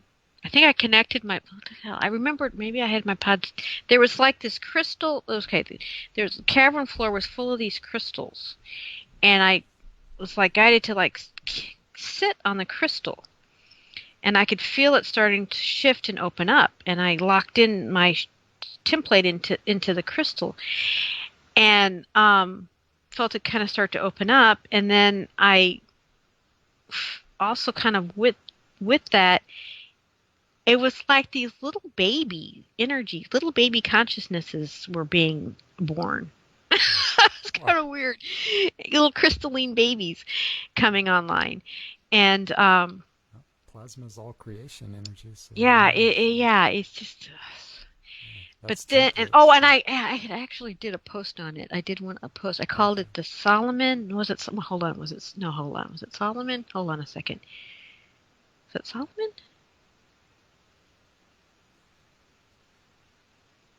Oh. No, it wasn't. Was it? Yeah, it was Solomon Crystal. Damn, what did I call it? Solomon Crystal Caves? Cave? There was a name I called it that I got. Solid. Let's see. Solid. That's not Solomon. Oh, yeah, because I think there's. I think it was Is it Solomon? The name is it Solomon? The name of the is also the name for the soul of the planet, right? Solomon, the name for this represents the soul of the planet. Let's see if I can get. Hold on. Eartha Sola? Eartha Sola? No, it was something personal to my template, Okay. and it was. Let's see, here and then here and then. No, that's not it. Oh shoot. I probably have it. I don't have it there. I have it in it. Yeah, Anyway, send it I was could put it in the Solomon's description, too. Crystal Caverns? Something like that. Anyway, and I got that, like in the grids that I was at, It was like a that section of the caverns it or something. it opened up underneath me. A cavern's opened up underneath me. Something to do with these grids, which I didn't talk about these grids, but these grids are ancient. And yeah, that See, I'm more tuned into the aquifer still. Like with the Elisa pools, it feels like I'm just still there, like working with the water aquifer level. But I guess the caverns, that's there are part of it. caverns with the The caverns aquifers. are Yeah, have oh yeah, it's the same yeah, thing, really. yeah. But Yeah. just more of the vapor and the watery feels. But I'm not seeing the actual caverns. But I'm tuned into a local aquifer. It's up in the mountains here, just past Blackhawk. It's not even that far from Golden. And it's supposed to be like a 30,000-year-old aquifer. They don't know how deep it is. National Geographic has been out there. We drink this water. We have it. I go and get jugs of it. It's called Uncle Charlie's Ranch. Oh, So I remember you. I feel a posting strong something like connection. that. Like that's what I'm supposed to be working with here with this aquifer, this local Uh-huh. aquifer. And so I've got a glass jug of it, 5-gallon jug still right now. We've got some for the winter, and I just add a little to the distilled water. You know, it's very feels very potent in frequency. Where you add it to water and it just morphs it. Just does what it needs to do to the water, and the water Hmm. understands it. You know. Oh yeah. Oh yeah. Yeah. Definitely. What has Definitely. been the most important dream since discovering KS for you? Um, I didn't. I don't know if that's the most important, but it kind of goes back to the alien stuff too. Yeah, that's what I was I thinking. guess I would say that the daydream that I have of my future self was probably significant, but there was one dream that I had that I think tied in. Was this that was in the um beginning of the work was kind of a key one. And then, like I was just saying with the cavern thing, that actually came from a little bit of memory of dreams too. But I had, Yeah, it is very dreamy. Some of it, the text and stuff. yeah, oh shoot, I was trying to, I'm still trying to find the solid thing. I just have to let that drop. Well, yeah, because Um, we'll find it later and post it in the description. We'll have it it's there. actually on your. It's on K- the group. Okay, I we'll dig it posted. up. I tried posting it on Ian's group, but he got boogered about it. Took it off, Oh, so I never really uh, posted anything else again. But that's how it goes. it's not EASA approved. Right, Okay. right, right. It's I not went through really. that You phase. didn't say it. Let's see. Oh. But yeah. God, I've had kind of different things. But yeah, a lot of it's just, I've ended up posting a lot of the stuff on the site from dreams that I've gotten. I'll have like little bits and pieces, and then like when I start writing, more comes about whatever the topic is. But kind of, I guess, in the beginning, I had this one dream where I'm trying to think, is this chaos related though? I guess you're talking about dreams that are chaos related, not necessarily that is it that I dreamed when I became involved with chaos, or that actually I could say was chaos. Yeah, It's, since joining KS, like what has stood out. And that could be like a dream that you have, like a vision or actual dream or something. actually, oh wait a minute, I have my notebook of stuff of dreams. Wait. That I could give some examples, because I know I read that question. I thought about it, and nothing was jumping out at me when I read it. But then I was the question, but except for I did kind of think about what I kind of have in my mind, but for some reason I'm like not feeling like that's what I need to share. Oh, maybe it is. It's sort of an alien thing too. I started out No where worries. I was I in a closet, and then I was in a back seat. And I was, I think, kissing my ex-husband, and I got tired of it, and I looked, and we were in the back seat, and I looked in the front seat, and I knew I needed to get in the front seat, so I got in the front seat. Cars are very powerful for vehicles of travel of your have you traveled through the world, I guess, or something like that. That's good symbology with cars. Anyway, I got in the front seat, so I was actually taking the driver in the driver's seat, not in the back seat. And I looked out the window, and I saw this spaceship, and it was a white. I think it was white, and it had the wings could fold up. It was a white spaceship, kind of had a pointed nose, I think, and then the wings came out, but they then could bend up and fold up. Something Like on significant The about Knowing? That Huh? movie, The Knowing, that she's described some of that too. maybe. I don't know. Okay. I never seen it. I don't remember seeing it before, Okay. but they folded up. And then I looked from there. I looked to the side, and I saw this big black bear, and he was standing over a big log, and the log was kind of falling apart, and he was digging his claws into the log. And then I woke up.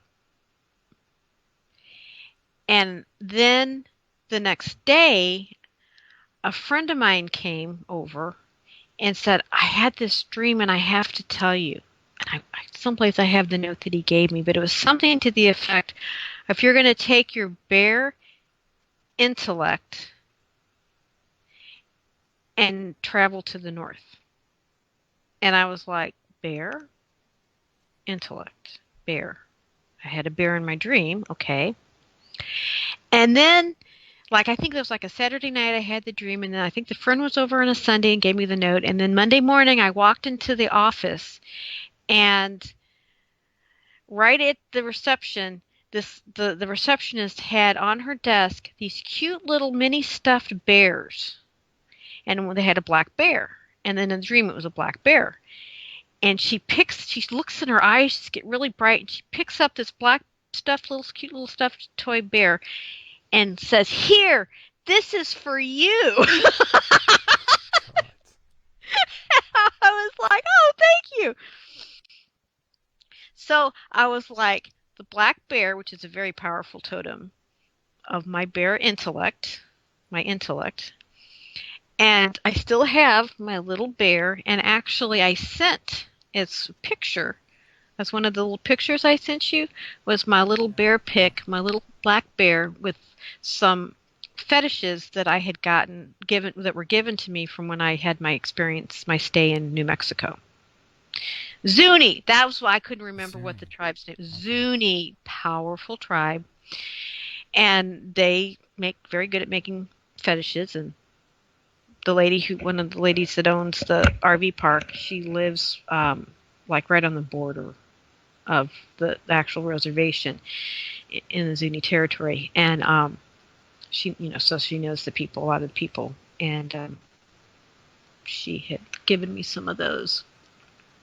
And then actually one of them, although I don't think it's the one that I have in the picture there, when I was walking up on top of the mesa bluff that's there, I had found a deer horn rack thing, and didn't know what to do with it at the time. Just kind of held on to it, and then when I was going to this one gathering where they were selling different things, and there was a person that was selling fetishes, I looked at the guy, and I said, "Oh, I've got something for you," and I went back and got it, and I said, "Here, this is yours," because I knew I had heard some of the history of that area, and it was actually all where I was standing. That area I was at was Zuni territory, but when the government, United States Corporation Company, took control, they put some Navajo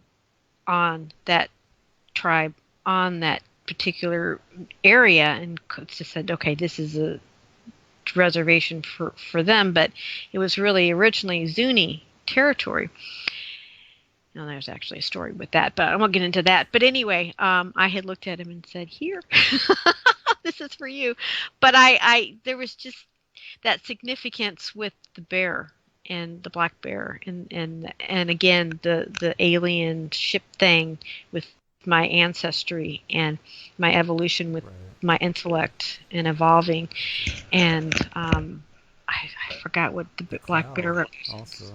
in the cloud. Yeah. Cloud ship. I We got a keep whole kind of conversation with that. getting I'd love to talk connected to you. with staying with that connection with the alien influence. Right. Um, What and what what alien family do you feel? Do you feel Syrians or and Zion? and it's embarrassing to say, but I'm gonna say it. I Reptilian? got strong Anunnaki, Syrian Anunnaki. Anunnaki, yeah. But it's more the Adonai connection that way, Okay. and it's more like the Abraham Hicks type connection. I Okay. feel like it's pre and the Seth connection. It's because I feel like that they kind of run sort of the same. It's I mean, there's that fully kind of healed pre Anunnaki that pre finished their biogenesis. You know, I mean, yeah yeah yeah. it's They all they good. have yeah. There's the yeah yeah. Um, but yeah, I a lot of Anunnaki. That's what Hicks. Ani Asar was pointing out. That he acknowledges his reptilian part. He talked openly I about have that that natively. too. I You have know, that yeah, too. I think we all got some mixed up stuff We going have on. got we've got all of it. We're We got nuts. some more than others, but Yeah, we absolutely. to be our template to be on this planet and to be able to experience what we experience of the whole thing, we have to have some of it in our template to really fully get and see and experience. And Aisha said that before in a lot of her work that to really be able to come in and help, we had to embody all the different groups. Yeah, to be of any help, yeah, productive, right? I think that one time I said where I connected with that one, what looked like a draconian to me, Yeah, that was really nice. I think that was probably one of my lineages, yeah. That's what I and he was was feeling giving, right he away. was, yeah, he was Anyone giving who's approaching you on that level, like there's some resonance there, which exactly. has led me to wonder about the abduction experiences with the Zetas and like how much, where was free will in this stuff also, like agreements, because they say there's like a harvesting going on. They're taking human DNA. Which human DNA? What type of DNA? What what Oh, you have to lineages? have a particular type of DNA. They're not just taking anybody's DNA. Yeah. They're taking particular types. But And I do you do feel think that there's agreements that was preordained I and all think this? Pre-made that there is some agreements. I think there's as some far as they go. violations. I think there's Yeah, violations too. I yeah. think there's extra Free will of violations. Which yeah. nowadays with the new frequencies almost feels like a speed up effect. So like the more they violate free will, the more faster we're ascending or something. That's what my reality has kind of been. Like with my Jeep, it got stolen and I just stood my ground and was like, okay, well, there's obviously something, repercussions to this. I'm not going down a spiral of this and that. I'm just Uh-huh. standing my ground with it. And I had no intention of it ever coming back. I never thought I'd ever Hmm. see it again. And here it comes. And I'm looking at that, and losing our place. We lost our place overnight. We got a new place just like that. It was just, everything Yes. just clicked, Yes. It's like Okay. Yeah. emergency Yeah. Yeah. crisis to, oh, look at this I beautiful home. It's like, let's my think God, that with the yeah. help of a lot of people. So it's Yes. a Yes. lot of support. Um, I've experienced that a lot of, and I usually say, when it's something that's just I think is, oh my God, I can't believe this is horrible. I think, okay, this is going to be the best thing that's ever happened to me. I Yeah, get into the that worse it mindset. is. It That's how I've been is, looking yeah, at it, because that's yeah. all I've been shown. It's like as dark as it gets, it's speeding up the ascension process right now, in my eyes. Even in the news and politics, it's like, wow, they really went that far. Then that means we're about to take a time leap here, a big quantum leap. It's like, really? It's balancing. Yeah, Yeah. it really is. Yeah. It's like a top spinning, and it's like balancing, finding this balance. I'm really coming to understanding more of everything has its place in the whole. And I may not be able to see it from my particular angular rotation of particle spin, but I know I can and expand a bit and I can feel it and I can feel that it has its place. But yeah, it's just in our 3D logical mind, narrow-minded mind. Polarized too. We Polarization don't is still going on. exactly. A lot. Exactly. DV game stuff. People wanting to have the DV game, aware of the game, wanting the food, which tells me that they're very hungry. There's some energies very hungry on the planet still, that are not getting the food and nourishment that they used to get through the dramas, the nourishment. Oh yeah.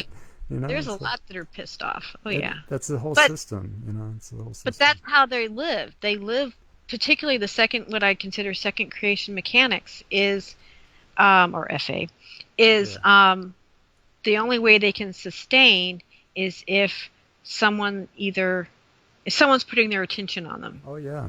You've And got to be there's feeding it. That's a energy free that will. goes with that. Yep. They siphon off the energy, but that energy is putting attention. Part of it is putting attention on something and giving something alive and talking about it Right and back to the feeling choice. how horrible it is and it's bad and it's this and it's that and the drama and all And of how it. long you stay in it too is very noticeable. How long am I going to stay in this? Yeah. Exactly. There's so much presence of choice nowadays. It's right there, right there. Like, come There's on. there's one thing I love that Abraham Hicks says is there's lots of things that are true in this world, so, quote unquote. How much energy do you want to put into it to continually make it something in your reality? Exactly. Exactly. Exactly. Yeah. So closing thoughts, messages for newcomers is my main focus, especially from an old timer like you. I would love to hear messages Okay. for This newcomers. is Advice. this is the biggest thing I probably could say about anything. And the one thing that I found is hugely true for me, and I kind of had said a little bit of it in the beginning, but I didn't really stress it, is the one thing that I have found in my life is, of all my lifetimes that I've been able to remember, that when the most important thing is for me to go within and trust me and not to put my power onto anybody else, is to always focus on trusting my own self. Even when I mess up, it's okay. I still need to listen to me, what my inner being says, my inner self says to do. So when I hear some of the things going on with the drama or new information Ayesha gives me, I always go within and check. Is this still in alignment? Is this still correct? Yes.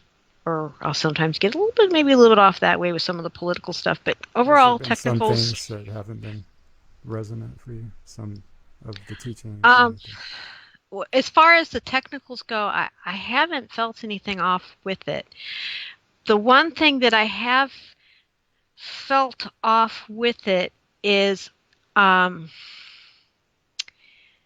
course, when you get into history, they're going to get off because his past is not rock bottom solid, and as that always can change. But Always preface. yeah, so always keep that in mind when people get upset about that changes in some of the historical stuff. That's not a biggie in my mind. But what I do kind of see is something off is, and I could see a difference, for instance, because remember I read the Voyagers Volume 1 first, and then I read Volume 2. Well, no, it was fresh off the press, but I read it before I read the second volume. You were right there. There is a mindset that I think it's. I know people are going to get pissed off in this, and I don't really care. Is on this one is another good preface. And I've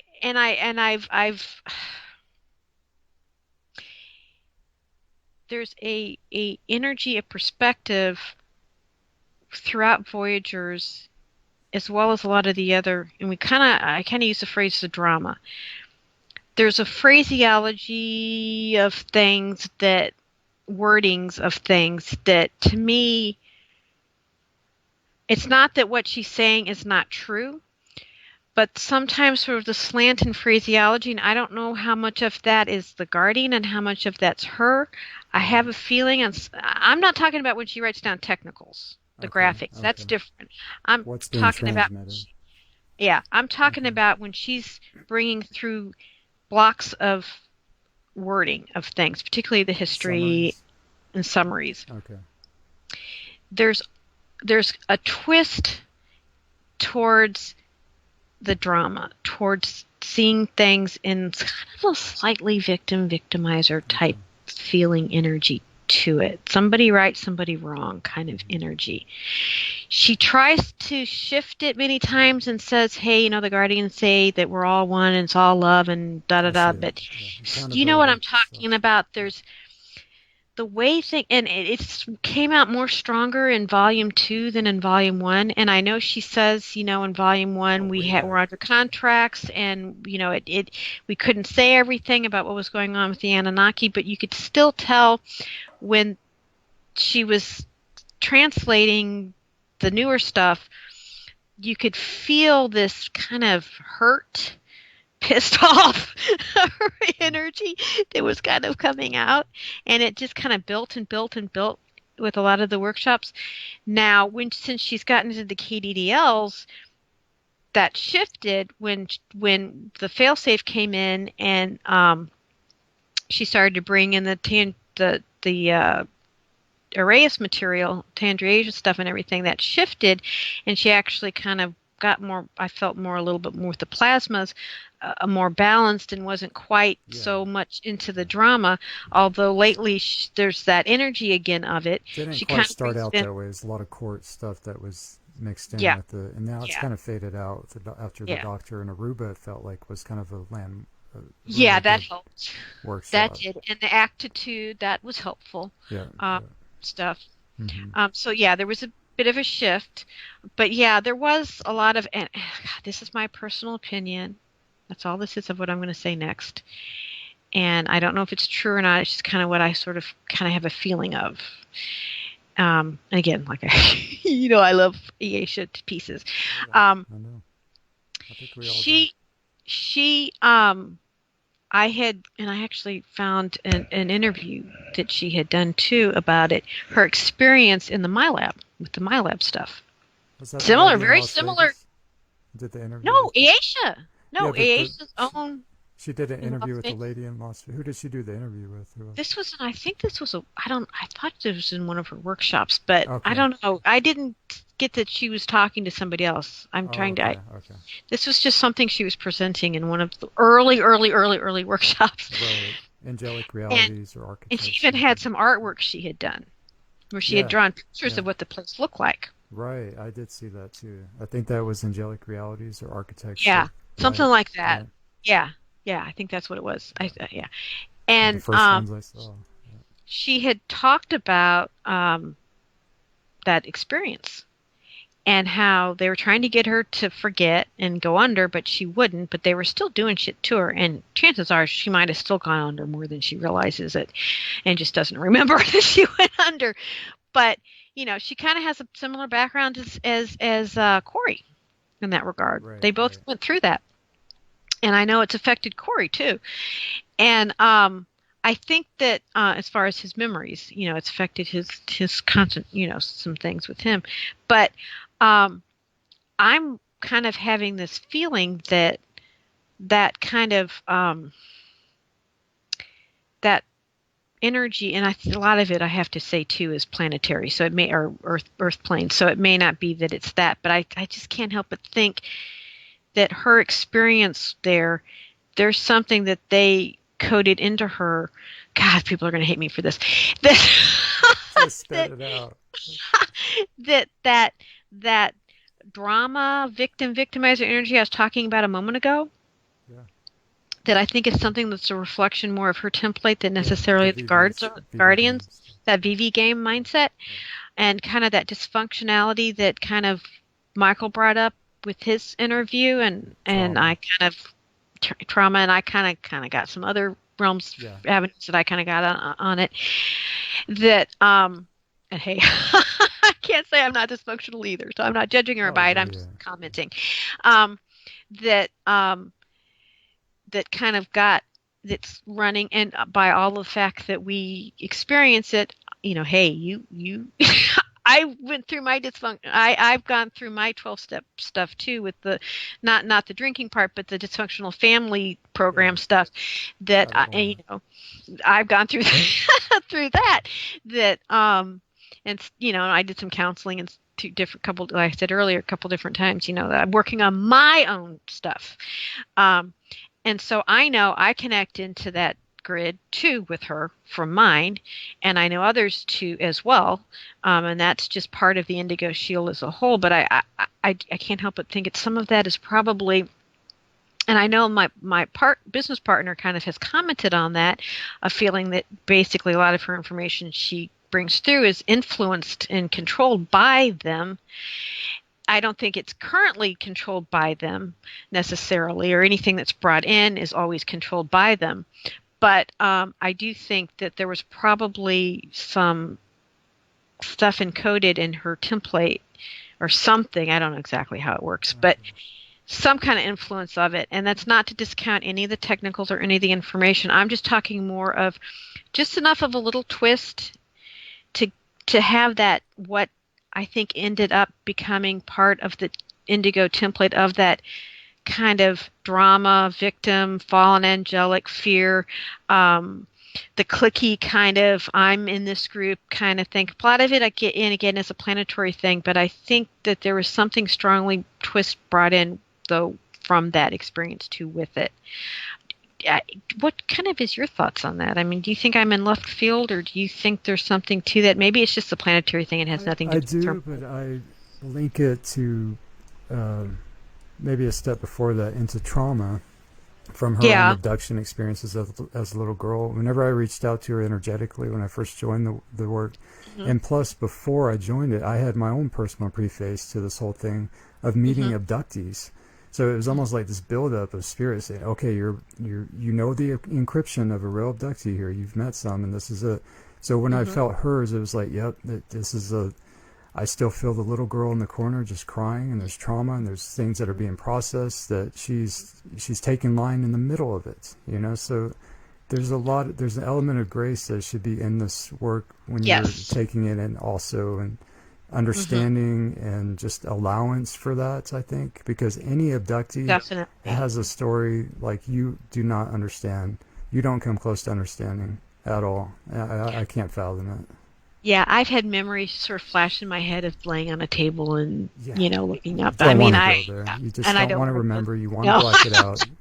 And to have living conscious memory of that, and to live with it, and to have to process that, yeah, it's still there. It's still there. And taking line and doing a full job like this, there's a lot there. I think she's made huge sacrifices of her 3D life really for has. her line. Really has. Yeah, That's what I link it to, is just all trauma, her childhood. definitely. And the abductions, the Zetas. And how big the contrast of the Guardians stepping in saying, here's, you can protect yourself with this, here's this. So maybe an imbalance with some things. The Guardians told me this, the Guardians told me that, like a father role almost, and listening and kind of giving the responsibility to them and things like that. That's an overtone in it. That came up really profoundly with the Guardians told me to stay in an abusive relationship. That hit me right in the heart chakra. It was like, oh my God, that hurts. I just really felt for her in the situation, for everybody involved in it. It was like there's a lot going on in that. And I think that kind of hit the shield too. I could feel, I was playing the audios before she had them on the website because it was just chaos. Everybody could feel something was going on at that workshop, but we didn't know what. The people that weren't there was a security clearance thing, and I kind of took it upon myself to play that for people and catch people up, to kind of level out the wobble stuff. And that's what the main thing that people said was that, like, the Guardians told her to stay in this relationship. Like, what? It just, we're trying to understand that. So that stood out to me a lot also.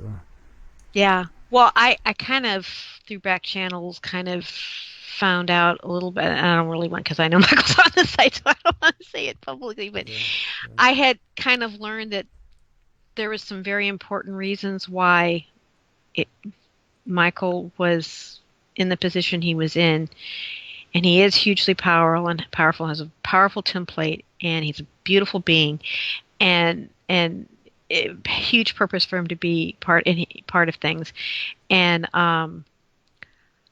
I really, I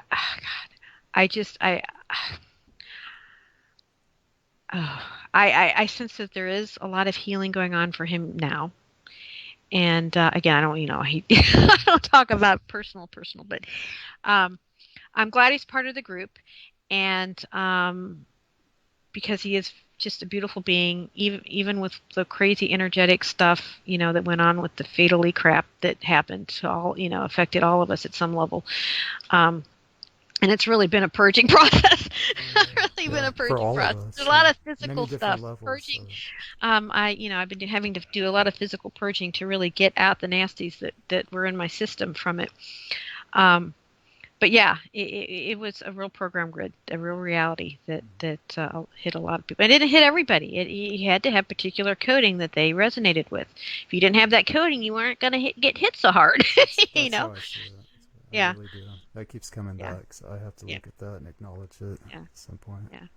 So Because I know Um, these people that don't resonate with Alhambra on a level that I absolutely understand, but then I also know my truth of what I experience, and I have to accept that. I can't, as much as I've tried to push it away and try to look at their view, I just can't.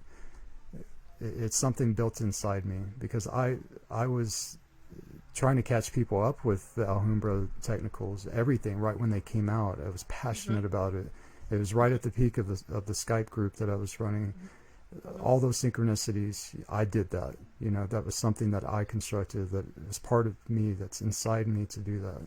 So that's my acceptance of the Alhambra. And the Elisa after that was just life-changing, like massive quantum coming back in those pulls. So that's even more so, So it's been my reality, really. My KS reality. So yeah. closing thoughts. Anything to leave everybody with? Um, I really just love everybody. I'm not. I really have an appreciation for your group, um, in honoring where everybody is at, and I think that's really important on so many levels for us moving forward as a human race. Um, is enjoying the the individuality of everybody, and how all of that, when we honor all of that, how those different notes of being can harmonize together. Um, it's very important, hugely, hugely important. So I guess I can end with that. Or do you have another question or something No, to add? that's